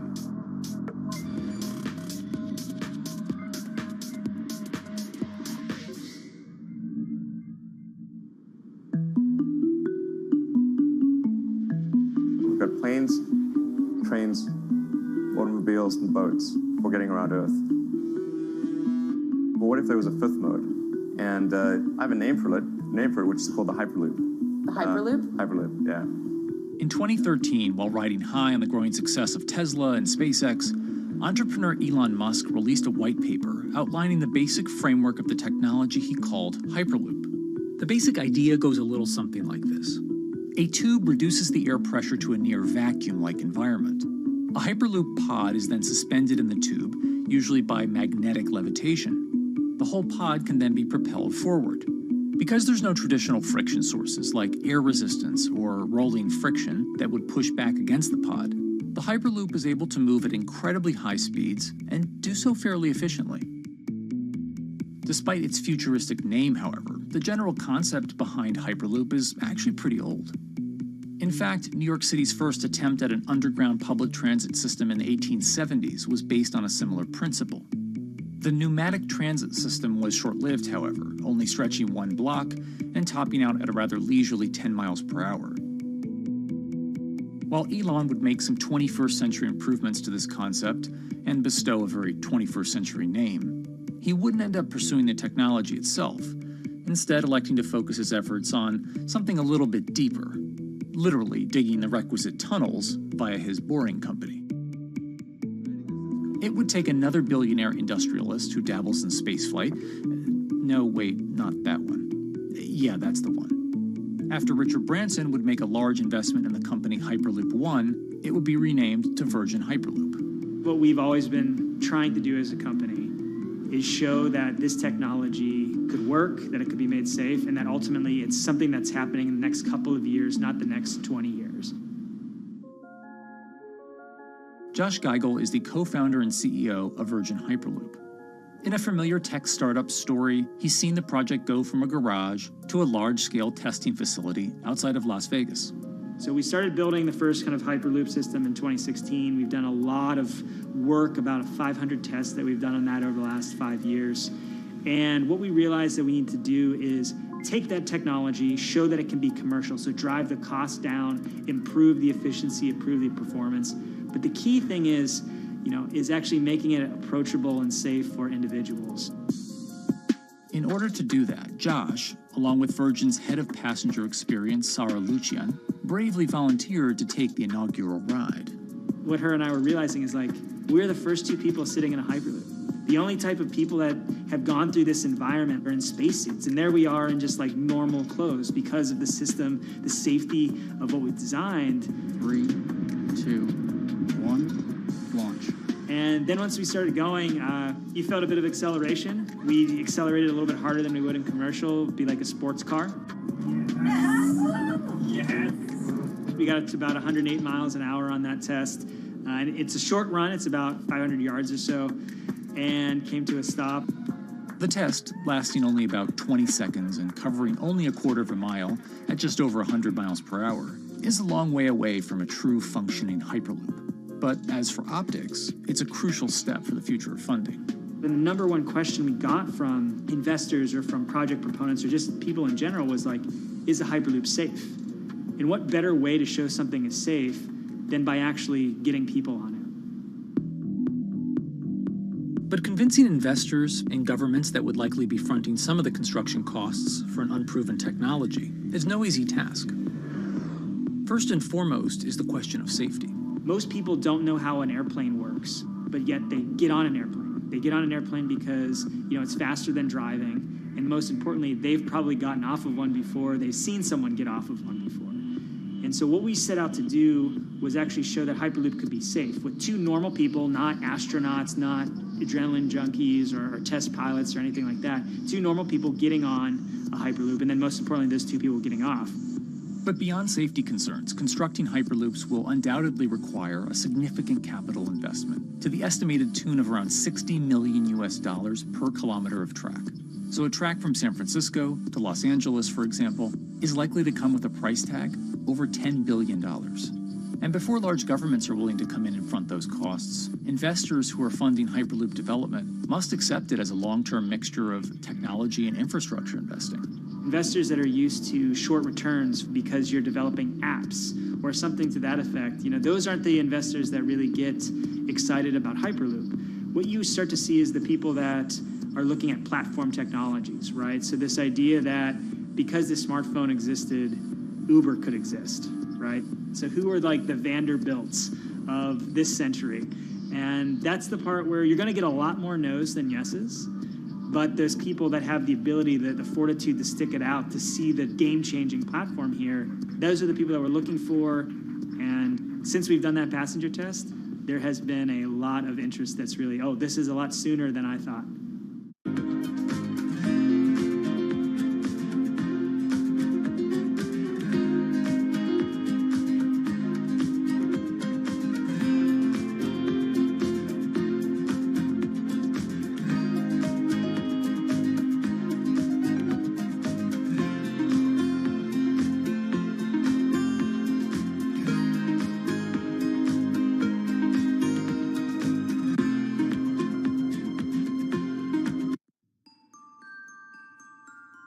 Envisioning the ripple effects of what Hyperloop could achieve, though, is fairly challenging at this stage of development. It's fast, yes, but for point-to-point travel, traditional maglev trains can move pretty fast as well. And outside of China, South Korea, and Japan, even those haven't seen much adoption elsewhere due to the high costs and questionable profitability. The Shanghai line in China, for example, loses around $100 million every year. Hyperloop companies, however, believe they can offer something different than traditional railway lines. My name's Alan James, and as far as I know, I'm the only guy on the planet who's written a government-level business case for 300 kmh conventional high-speed rail, 500 kmh maglev, and 1,000 kmh Hyperloop. It's fundamentally about moving people from where they are to where they want to go, when they want to make those journeys, and doing it in much smaller numbers. So pod designs for Hyperloop range from 12 to 28 seats, typically. Why are they small? It's because small enables the network to operate flexibly. And a great example of that is the east-west strategic route across the north of England, from Liverpool to Manchester to Leeds. So to get from Liverpool via Manchester to Leeds by train is just short of 2 hours today. It'll probably take you 2 hours driving as well in average traffic conditions. Net result is those three city regions remain three separate entities: Liverpool, Manchester, Leeds. There's very little commuting traffic between those urban areas. Hyperloop absolutely changes that from the ground up. Liverpool to Manchester is a 5 or 6 minute journey. Manchester to Leeds is also a 5 or 6 minute journey. What that effectively does is create a single super city economy. In this vision, the Hyperloop acts a little more like a highway, where pods have fixed destinations and don't need to stop along the way. Meaning you can travel on a Hyperloop network from, say, Liverpool to Leeds, while the pod behind you travels from Liverpool to Manchester. And if that metro Hyperloop network is connected to other networks from the same location, You could travel from Liverpool to Paris or Liverpool to Amsterdam, all without making a single stop. For passengers, for business, for leisure, that is utterly transformational. For high-value freight and logistics, it's equally transformational.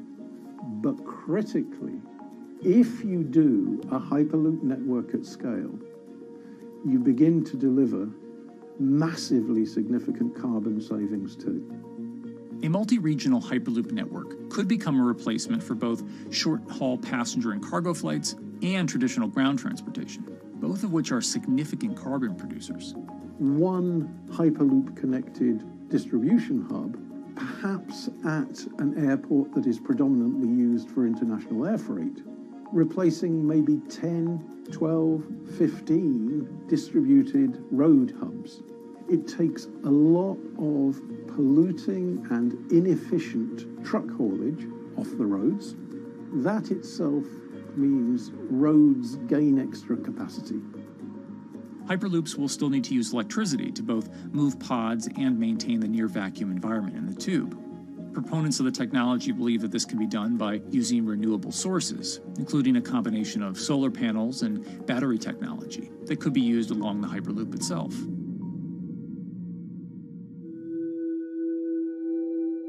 But even with all multipliers of time and carbon emission savings that a Hyperloop network may provide, the investment capital required to actually build such a network becomes even more economically and politically daunting. Committing doesn't mean spending billions on day one. Committing means, how do we phase it?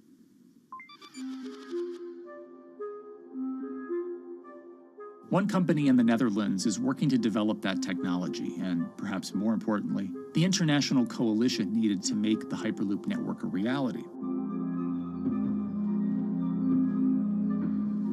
So we are here in Europe's first full-scale Hyperloop test facility, where we can already prove every conceptual technology of the Hyperloop. This is Tim Houter, a co-founder and CEO of Hart Hyperloop, headquartered in the city of Delft. And while this testing tube might not seem as large as others, inside is a key technology to create the on- and off-ramp type infrastructure of a Hyperloop network. That is, a lane switch. That's something we can already test here. You can actually see it here, that the track is diverging from one track into two. That makes it possible to eventually split up the Hyperloop track in two sections. And in that sense, you can create a complete Hyperloop network that in the end will make it possible to travel, for example, over a whole continent. Take Europe, for example, with the same ease as you can now travel with a metro in a city. The nice thing about this magnetic levitation system that we've developed is that there's absolutely zero moving components in the track. So for example, if you have to do a lane switch, all you do is that the tube basically splits up, and statically the tracks also split up.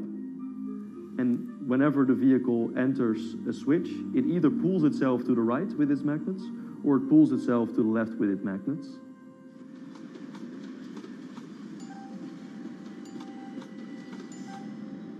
Lane switching on traditional rail requires the physical movement of the rail. Even modern magnetic levitation tracks use lane switching techniques in order to transfer trains from one track to another. And this is a very crucial element, because this is the thing that limits the capacity and, in the end, the usefulness of the rail network. Because the moment that a track is switching, that means that at that moment you are creating an unsafe environment for the trains behind it. So you need a lot of space between trains. In a Hyperloop, because you have no moving components in the track, all the vehicles can be much closer to each other. You can achieve a very high frequency and basically have your vehicles moving and merging in and out of the network very much like a highway. For now, though, Hart's physical testing has been limited by the size of their tube. Because the test track is only 30 meters long, they haven't tested this lane switch at speeds greater than 20 kilometers per hour. However, the company is working to build a new test site where it plans to increase that testing speed to 300 kilometers per hour. We're now in a phase where we have proven most of the most important technologies in the test facilities that we already have. And we have also demonstrated the viability and the feasibility of a network If you look at all the subsystems that it consists of, most of those are proven systems, already demonstrated in lab conditions. So we don't really believe that the technology itself is going to be the biggest challenge. Because for all Hyperloop companies out there, actually building a Hyperloop system requires more than just a good product. We're talking about the safety aspects, we're talking about integration into the environment, we're talking about the social aspects. Do people feel comfortable traveling in such a system? So it's about all these different aspects, and the complexity is really getting all the different stakeholders that are relevant and that do need to contribute to bring this to market, to get them all following the same roadmap.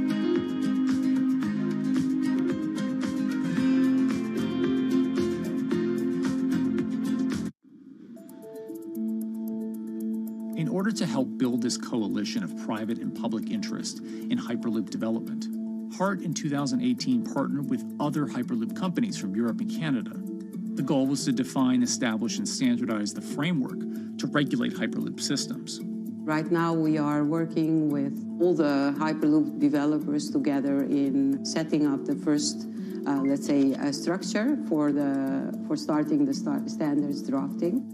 One of the most important goals for HART is interoperability, which is essentially making sure the different systems can communicate with each other. Interoperability is so important because what we want to achieve is actually have this seamless travel experience. So you don't want to end up, for example, going from Madrid to Paris and then switching because you need to use a different technology to get, for example, to Amsterdam. The idea being that as companies around Europe create the first commercial Hyperloop tracks between individual cities, one day those can all be connected to a larger network. Everyone that believes that Hyperloop is a future transport system also realizes that there is a need to have this network because that's where Hyperloop thrives. Hyperloop is such a huge project. It's definitely not something that you can do on your own or as a single company. So you need to do it with a lot of other companies. You need to have the governments. I think in that sense, the biggest challenge that we've encountered is to really get all the required parties together to take the steps in development and in commercial implementation. HART's next plan is to build the European Hyperloop Center, an open testing facility which will include a 2.6-kilometer test track.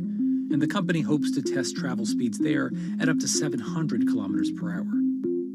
Virgin Hyperloop is also racing to construct the first commercial Hyperloop route, with projects in various states of development in India, Saudi Arabia, and the United States. Recently, the company announced plans to build a Hyperloop certification center in West Virginia, which will include a 6-mile-long test track. Proving the technology here will be crucial if Hyperloop networks can find a home among infrastructure investments that the Biden administration hopes to make. The idea that there's multiple Hyperloop companies, I think, is a redeeming aspect in the business. People really want to see something happen, so having multiple people move forward is good for that. I was struck when Josh and Sarah rode the pod. 2 or 3 of the major outlets used the phrase, "We now have a new mode of transport." And although all of that technology had existed before those 2 human beings rode it, it was the moment at which those 2 human beings traveled that short distance down the tube that in popular imagination, Hyperloop became a mode of transport. The metaphor I use with my team is that, the Wright brothers were first, but none of us fly on Wright brothers airlines anymore. If you don't continue to innovate, you're not going to be around, and so we'll continue to be at the forefront of building Hyperloop. Back in 2013, Elon had an idea.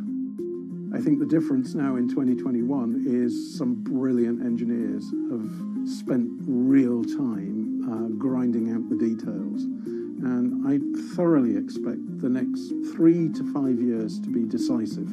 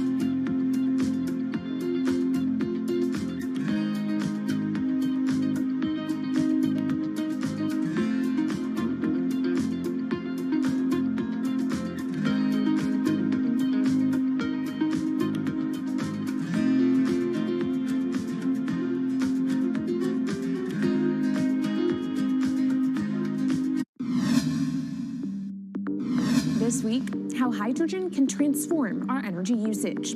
We'll look at why the universe's most abundant element could be a game changer in the climate revolution. Hydrogen technologies are not new. They are used in other sectors. We use them in space on our rockets, and we don't need the laws of physics to change to be able to use hydrogen on our planes. From iron ore to green hydrogen, one of Australia's richest men tells us about his pivot to sustainable energy. Let's take action. It's practical, it's implementable. Let's do it now. Plus, the hydrogen revolution. We'll speak with the CEO of Italian utilities firm Snam about his new book and how green hydrogen could be competitive within 5 years. Costs are coming down and people are waking up to the fact that it's the only way to decarbonize certain sectors. From Bloomberg's global headquarters in New York, I'm Kaylee Limes, and this is Bloomberg Green.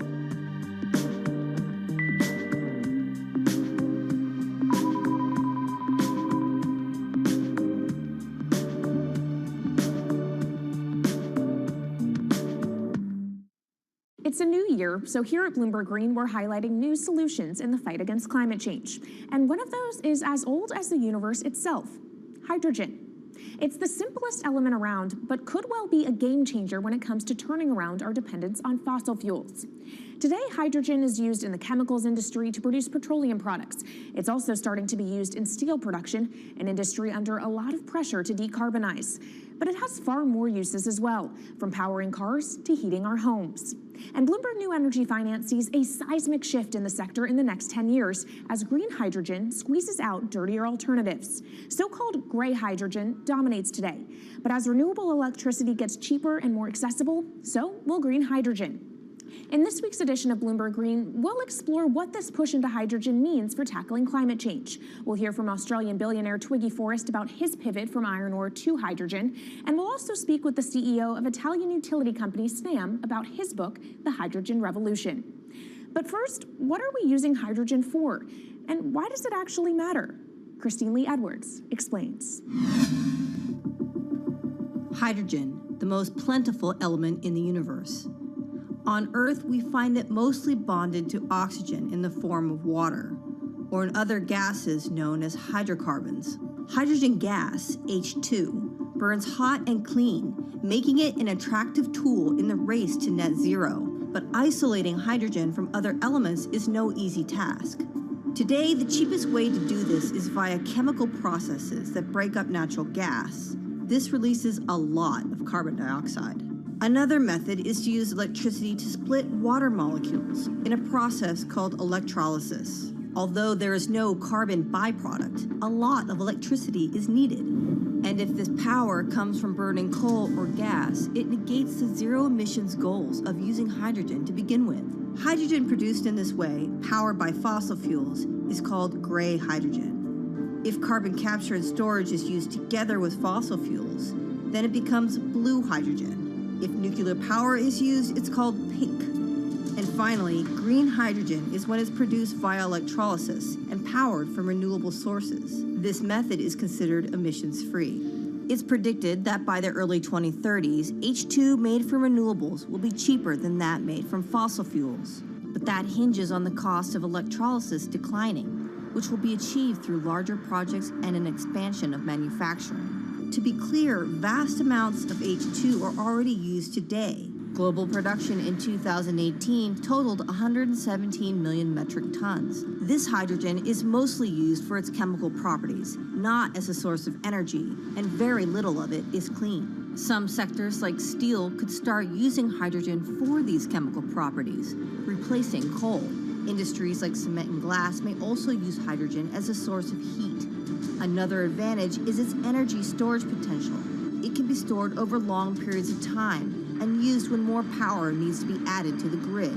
It also could hold an advantage over batteries in heavy transport and shipping. The promise of hydrogen for energy has been around since at least 1874, when Jules Verne wrote about it in his book, The Mysterious Island. But the future of hydrogen will depend on policy.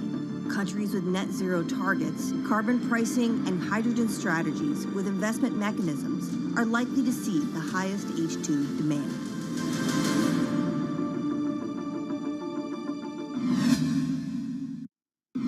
That was Bloomberg's Christine Lee Edwards explaining what hydrogen means for the energy transition. But how are businesses approaching the sector? Well, one of Australia's richest men is making a big play into hydrogen. Andrew Forrest, better known as Twiggy, made his fortune from iron ore, being the chairman, former CEO, and major shareholder in Fortescue Metals, one of the world's biggest miners. But after having made over $10 billion in profit from the metal in the last fiscal year, Twiggy wants to transform Fortescue into a clean energy company. He's been scouring the planet in search of investment opportunities in hydrogen and renewables. The firm plans to allocate up to 10% of its annual profits for green energy investments and is exploring projects across the globe, from Indonesia to Argentina. Francine Lacqua caught up with Twiggy Forrest. There's only one type of clean hydrogen, all the rest is dirty. Yeah. That is green. If you just say green hydrogen is clean, the rest is dirty, then you've actually nailed it. And, you know, anyone else who produces any other rubbish, any other argument, just look them there and say, why is global warming accelerating if anything you're saying is true? And then you'll know, actually, it's greenwashing. Yeah, but there's a lot of greenwashing because I keep on being told it's a transition. We can't just, make the transition at a click of a finger. So what are we doing wrong? What can we do better? I don't remember the personal computer having to transition the typewriter. I really don't remember that. I don't remember the smartphone having to transition the pocket calculator and the old landline.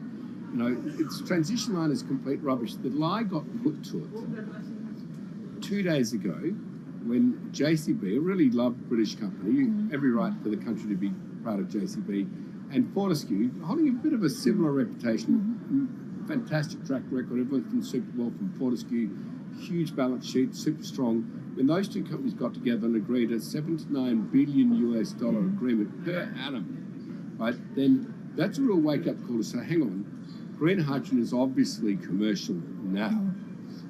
You know, every other form of fossil fuel hydrogen, you know, it can compete with it on price, it can probably lose on price, but what we know, it is cooking the planet.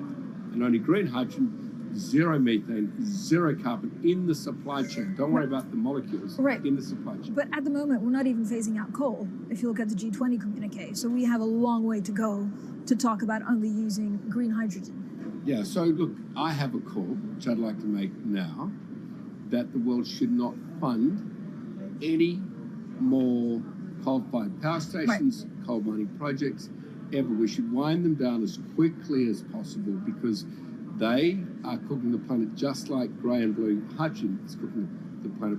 Yeah. You know, hydrogen, which is not made from renewable electricity, is releasing 10 to 16 times more carbon, let alone the methane, which is worse, than it is hydrogen. So we've just got to stop doing things which are self-harming under the guise of greenwashing. So why are leaders so slow? Even if you look at the appetite for ESG investments, they're growing exponentially, so are emissions. So where are we allocating capital? Okay, so take the recent G20. There's probably a reason why there wasn't strong action coming out of the G20 because people were not aware that major transactions between large companies were taking place now on green hydrogen, that actually this pollution-free all the way through the supply chain fuel is now being transacted at multi-billion-dollar scale. If they'd known that, I don't believe any sovereign leader or any energy minister or climate change minister could not take ultra seriously that green hydrogen is now here to stay. It's broken through. History has been made. It will never go back. Okay, what is the one thing that you would tell leaders today and business leaders? How do we transition faster than what we are now because we're at real risk of missing our targets? Oh, so that's really simple. You stop funding, you stop subsidizing, you stop using money into fossil fuels. It could be carbon sequestration, it could be fuel rebates, could be anything. Hundreds of billions of dollars getting ashed while we ash the planet on fossil fuel subsidies. Because we haven't had that renewable electricity, we haven't had that green hydrogen, it's kind of been pushed down. It's all sorts of excuses. Oh, it'll never be commercial. It'll never be supplied in the quantities we need it. You know, blah, blah, blah. Now we know, let's take action. It's practical. It's implementable. Let's do it now. Okay, if we do it now, is there going to be a shock to the energy system? Is there going to be a shock actually to economically? And is it worth, not talking about transition, just going from A to B? Yeah, it's a fantastic question. A to B is the solution. Let fossil fuels do what fossil fuels do. Just burn their coal, burn their oil, burn the gas. At least they're pumping up carbon and methane into the atmosphere, honestly. Well, not that honest because they don't measure methane, which is 90 times worse than carbon. But at least the carbon is being done honestly. Encourage the green hydrogen sector to come in really fast. Okay, it's there. There's renewable power all over the world.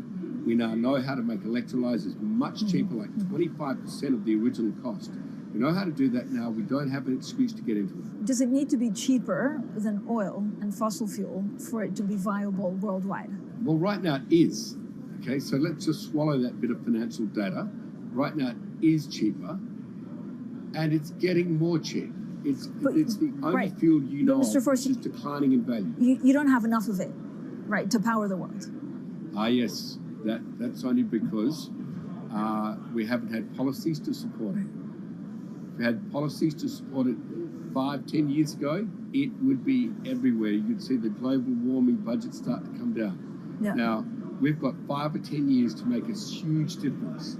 I need policy leaders all over the world to appreciate now, okay, big business is transacting with green hydrogen in multi-billion-dollar agreements. We now know it's here and it's here to stay. Let's spread it everywhere.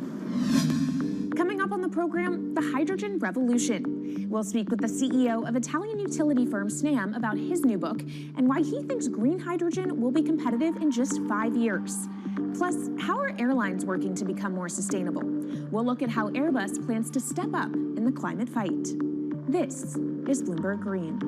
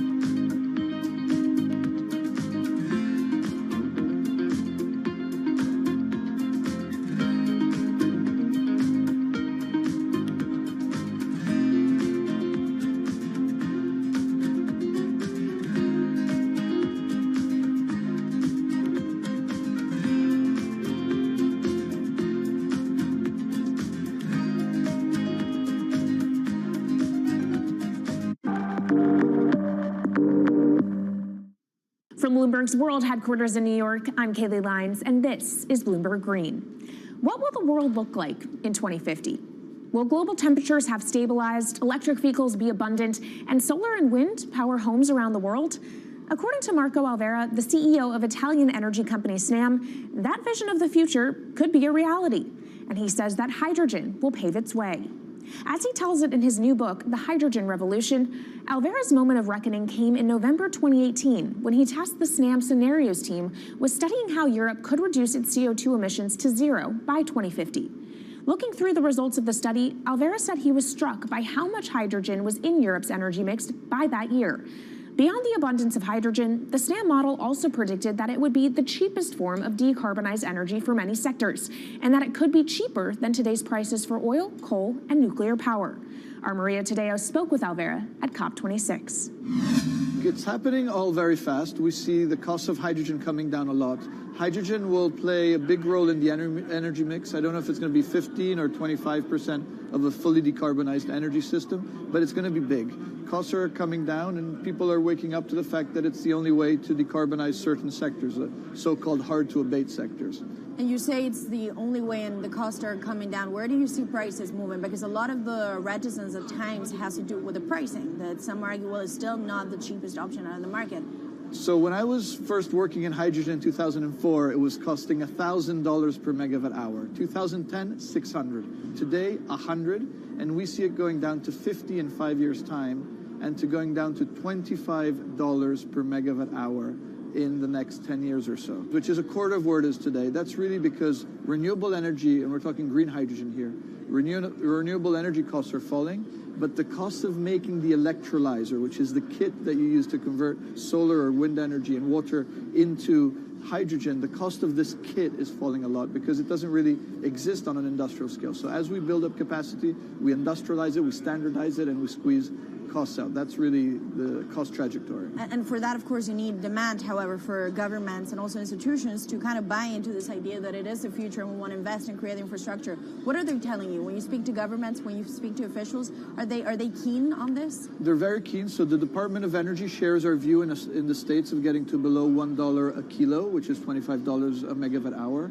The European Union has a hydrogen strategy, which is very clear, and several member states have the same. Chile wants to export a lot of hydrogen. China's big on hydrogen. Australia is very big on hydrogen. Japan is blending already hydrogen. So I would say the world is now really focused on this because it's the only way to store energy for a long period of time economically is to convert it into either a liquid or a gas. And of course, you talk about the price, but the other big component is the volume. You know, how big can you go? Where do you see that on a time scale? So wherever it's sunny or windy, you can produce very cheap hydrogen eventually. And so compared to oil and gas, which are concentrated in few parts of the world, it's going to be very democratic from that point of view. So every sunny place, every desert, every ocean wind can be turned into hydrogen that we can put on ships, in pipes, and really start trading it around the world. So it's going to happen a lot faster than a lot of people think. So, and when you say a lot faster, what is that in time? As I said, $50, which is essentially oil parity within 5 years. And then, depending on how quickly we ramp it up after that, we could get to $25, which is coal parity before the end of the decade. And in big scale. In big scale, because once you get to coal parity, that's the only way we're going to get China and India to stop burning new coal. We have businesses in China and in India, and I see a lot of hydrogen development, a lot of renewable development in both countries. The India announcement was incredibly strong on 2030. Some people were upset about the 2017 net zero deadline, but when it comes to 30, he announced a big commitment to get to 50% renewables. Were you surprised by it? I was surprised that they would make it so explicit, and even the net zero is a big thing for them. And so I think it will happen faster than 2070 because of the falling cost of renewable and hydrogen. India's burning 80 gigawatt of oil, of diesel, to keep the lights on. So there's an immediate opportunity there, and we're very interested in working that country. And with regards to China, perhaps the fact that we haven't really seen them active, I guess the diplomats are working on this, but we haven't really seen the leadership. It's going to be technology, it's going to be industry. I think China has committed to a net zero, which is very important. At the G20, China was clearly behind the 1.5 degrees. So I think a lot has been achieved between the G20 and COP, and I think what's really important is to see in the coming years how quick. It's in our hands to make part of this happen in 5 years, or it could otherwise happen in 15, 20 years. It's about building the project. The capital is there. We saw how many trillions of dollars are already committed. What's missing is really the projects, and that's where companies like us step in. Marco Alvera, CEO of SNAM there, speaking with our Maria Tadeo. Let's turn now to the aviation industry. It's a big contributor to global greenhouse gas emissions, and it's under pressure to change that.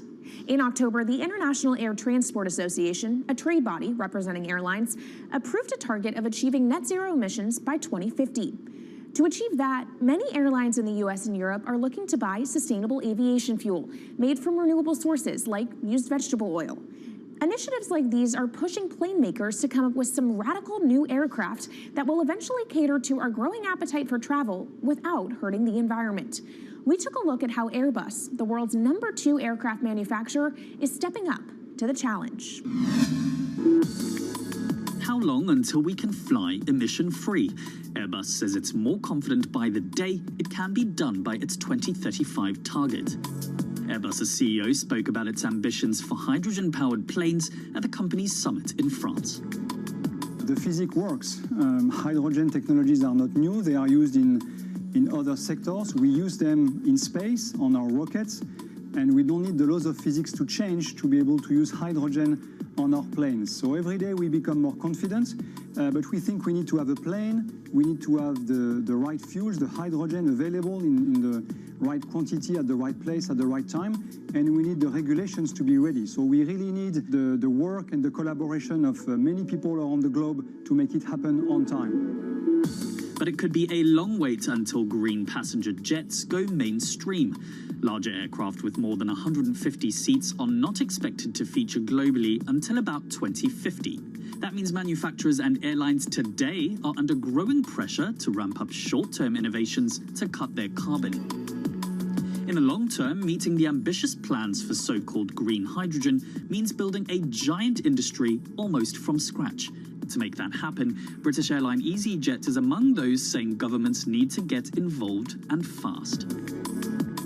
Aviation's emissions over the last 3 decades leading up to the pandemic grew by about 80% to over 1 gigaton, and that's projected to double by 2050. According to Bloomberg NEF, about half of the airlines with the largest global market share have set net zero targets by that same date, nearly 3 decades away.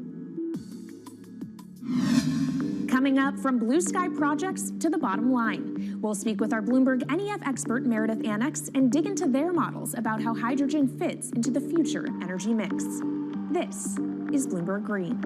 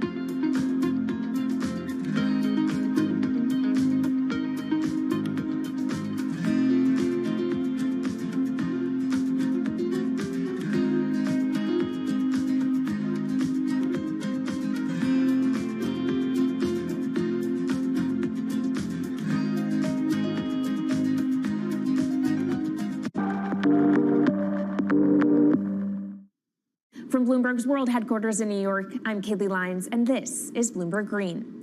Now let's bring in Meredith Annex, our Bloomberg NEF hydrogen specialist, to talk more about how hydrogen could change the energy landscape.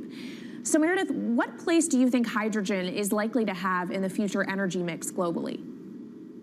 Hydrogen's this incredible solution for us as we look to decarbonize because it's a perfect solution in areas that are hard to electrify. So where we like to think about hydrogen playing a role, it's in things like heavy industry, especially where you need a feedstock as well as energy source. and in things like dispatchable power, long-haul transport, maybe even shipping and aviation. That sounds great that it can be used for such diverse industries. At the end of the day, though, how much is this going to cost? Well, that's the amazing thing about hydrogen, because depending on how you make it, it can actually see significant cost declines in the future. So when we're talking about clean hydrogen, we usually mean green hydrogen produced from renewable electricity. And in that case, your hydrogen is almost as cheap as the renewables that are used to make it. So if you're in a place with really good renewable resources, you'll be able to have cheaper hydrogen. But even in places with less good resources, we think that hydrogen can be cheaper than $1 per kilogram, which is the price of unabated hydrogen today, and around $8 per million BTUs for those who prefer to think in energy units. And that can be achieved anywhere in the world by 2050, we believe. All right, so let's talk about kind of the pros and cons list. I don't know where cost fits into that, but what are the advantages to hydrogen over other renewables, and then what are the drawbacks? Yeah, main advantage is the fact that hydrogen can serve roles that electrons struggle with. And that's things like seasonal storage, for instance, or just anything where you need storability, where electrons are harder to store, hydrogen is going to be easier. That also leads to a downside, though, because hydrogen is less energy dense than the usual things that we use for storable energy today, like coal or oil or natural gas. So you will need more volume of storage to handle the same amount of energy. Let's talk about the viability as well and how it may differ in different geographies. What is your view on that? Yeah, so for green hydrogen, again, from renewable electricity, really places with the best renewable resources, things like Latin America or the Middle East, even Southern Europe, have really, really good potential for producing hydrogen. And then when you're looking at blue hydrogen, which is produced from natural gas or coal with carbon capture and storage, we do see that becoming more expensive than green hydrogen in the future, especially as renewable electricity costs come down. But that can be a viable option in places like the US Gulf Coast or Russia, where you've got good geological storage for the carbon, as well as ample natural gas that's quite cheap. All right, great breakdown. Thank you so much to our Meredith Annex, our Bloomberg NEF hydrogen specialist. And of course, you can get more from the Bloomberg NEF team on the terminal and online. And they've recently done a podcast called Hydrogen 101 as part of its Switched On series. So from iron ore titans pivoting to cleaner energy to talk of a hydrogen revolution, that's it from this week's edition of Bloomberg Green. We'll be back next week with a deep dive into the state of electric vehicles. And you can keep the conversation going by following us on YouTube, Instagram, and Twitter @Climate. I'm Kaylee Lyons from Bloomberg's World Headquarters in New York, and this is Bloomberg Green.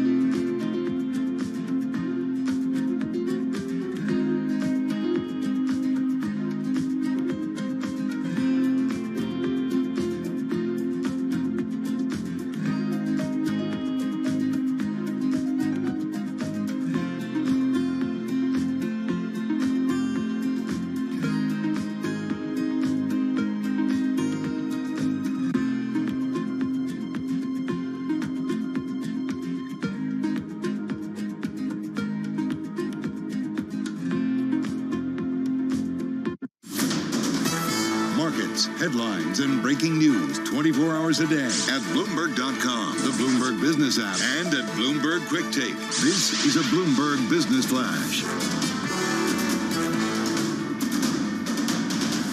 From From Bloomberg World Headquarters, I'm Charlie Pellet. We have got the Dow, the S&P, NASDAQ. They're all declining right now. Stocks lower across the board. Treasuries sank after Federal Reserve officials signaled the central bank is still intent on raising rates until inflation is under control. Right now, the S&P is down 14. That is a drop of 0.3%. We've got the Dow down 267 points, lower by 0.8%. NASDAQ down 12, a decline there of 0.1%. 10-year yield 2.72%. The 2-year yield 3.05%. Spot gold right now 17.69 the ounce, down 0.2%.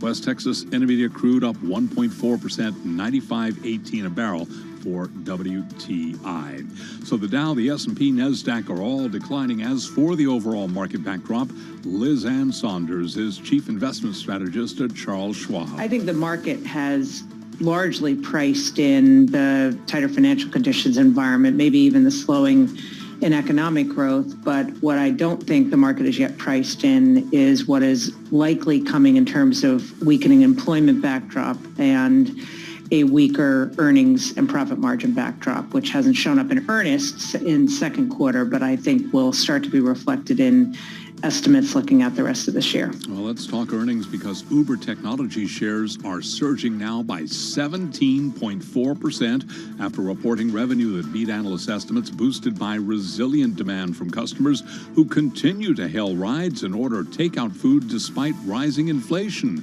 Lyft, which reports Thursday, surging now by 14.9%. Also focusing attention on the gig economy, we've got DoorDash shares advancing now by 5.5%. After earnings this morning, Caterpillar down now by 4.4%. Recapping S&P down 0.3. I'm Charlie Pellet. That is a Bloomberg Business Flash. This is Bloomberg Business Week.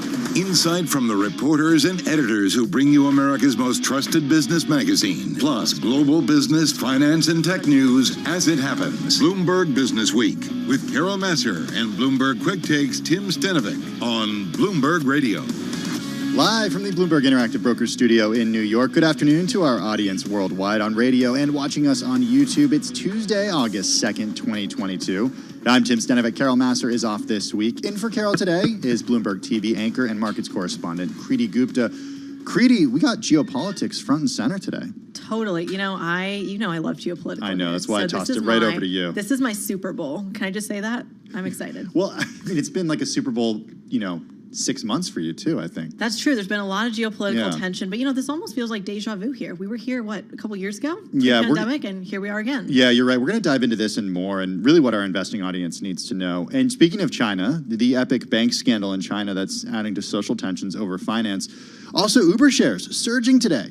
What do the results tell us about the resilience of the consumer? Also, we're going to push ahead to Airbnb, and then that's after the bell today, and then Lyft on Thursday. And speaking of earnings, we go big on energy after record earnings from Marathon Petroleum. And we round out the program. We check in with the Providence Center for Clinical Genetics and Genomics on early cancer detection. Also, we have the author of a new book about how we can feed the world without devouring the planet. All that and more over the next 3 hours. First, though, let's get to the market drivers reports. And with us in the Bloomberg Interactive Brokers Studio, Abigail Doolittle, markets reporter for Bloomberg News. Also, Yelena Shulyetiva, senior U.S. economist for Bloomberg Economics.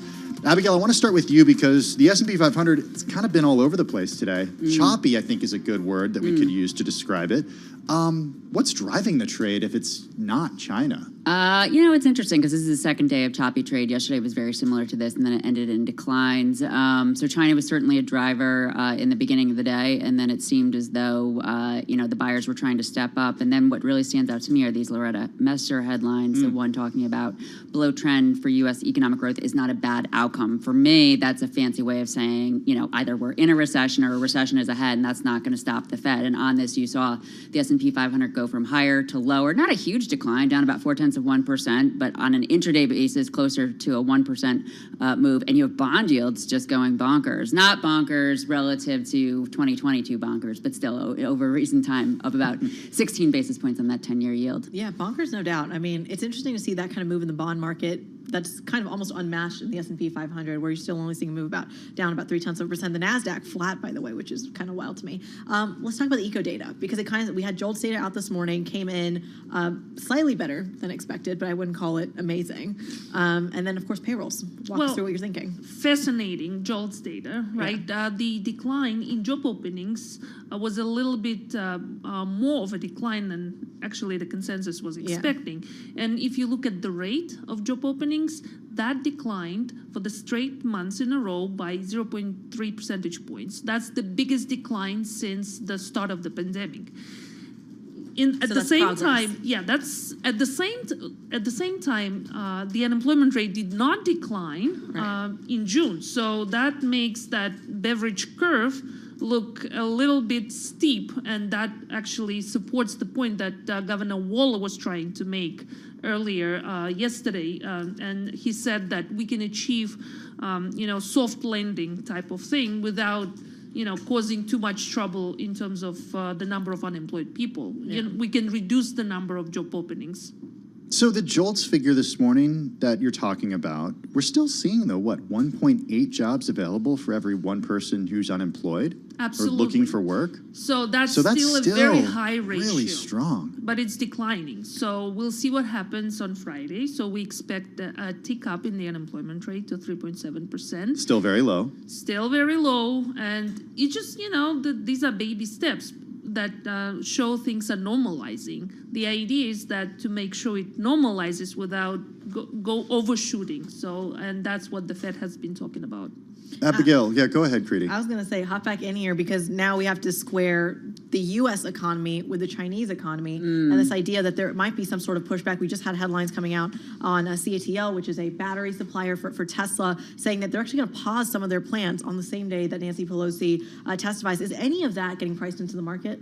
I think that some of this choppy action is pricing that uncertainty into the market. The way I often think about geopolitical risk ahead of whether it has, we'll put it this way, the bottom line is you can see some big headline risk, but until it translates to the corporate profit outlook, it's not going to really influence stocks at the end of the day. I was taught, a while ago that if you saw a big decline, it would be a buying opportunity, or if you saw a big gain, it could be a selling opportunity to take profits if, again, you thought that it wasn't going to influence. So if this turns out into, and we hope that it does not, certainly turns into some sort of massive geopolitical issue, at that point, yes, you could assess that it could have a broad impact on the corporate profit outlook. But I think that it really goes, back to the idea of, you were talking also about China, the contraction. You're hearing a lot about folks in Europe and the UK struggling around gas, and that seems recessionary. And then here, to me, the big tell on the recession is, you have the consumer 2/3 to 70% of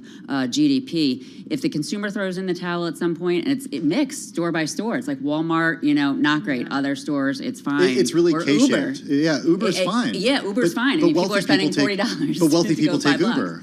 What's that? Wealthy people take Uber. Well, yeah, so it does seem like a bifurcation between between the haves and the have-nots. But at the end of the day, if it weighs on consumer spending, and somebody brought up I think Victoria Hernandez this morning brought up a good point, that if we're debating whether it's in a recession, it's probably a recession. I think we're not in a recession. Oh, interesting. The key to me is services spending. Okay. And if that slows down, that's going to be That's a great point. Goods, we know it's slowing down and it's contracting, but that's really up to those of us who are going on vacation.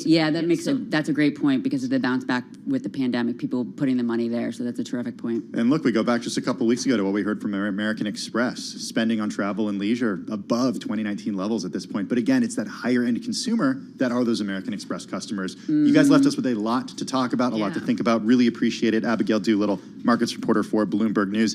Yelena Shuleyetova, senior U.S. economist who does not think we're in a recession, by the way, with Bloomberg Economics, joining us live in the Bloomberg Interactive Brokers studio. Now to Washington, D.C. we go for a check on world and national news. For that, we go to Nancy Lyons. Hey, Nance. Thanks, Tim. House Speaker Nancy Pelosi is in Taiwan despite Chinese threats of retaliation. She's the first U.S. House leader to visit Taiwan since Newt Gingrich's visit in 1997. Bloomberg's Samson Ellis reports her visit has caught Taiwan smack dab in the middle.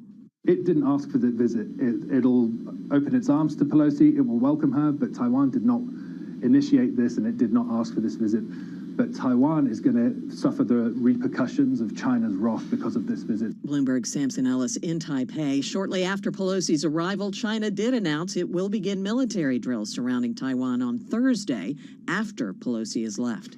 The Biden administration is winning points for taking down al-Qaeda leader Ayman al-Zawahiri. Retired Brigadier General Mark Kimmett is impressed. Militarily, I think it was executed flawlessly, both in the intelligence preparation of the target and the targeting and execution of the drone strike. That's retired General Mark Kimmett on Bloomberg.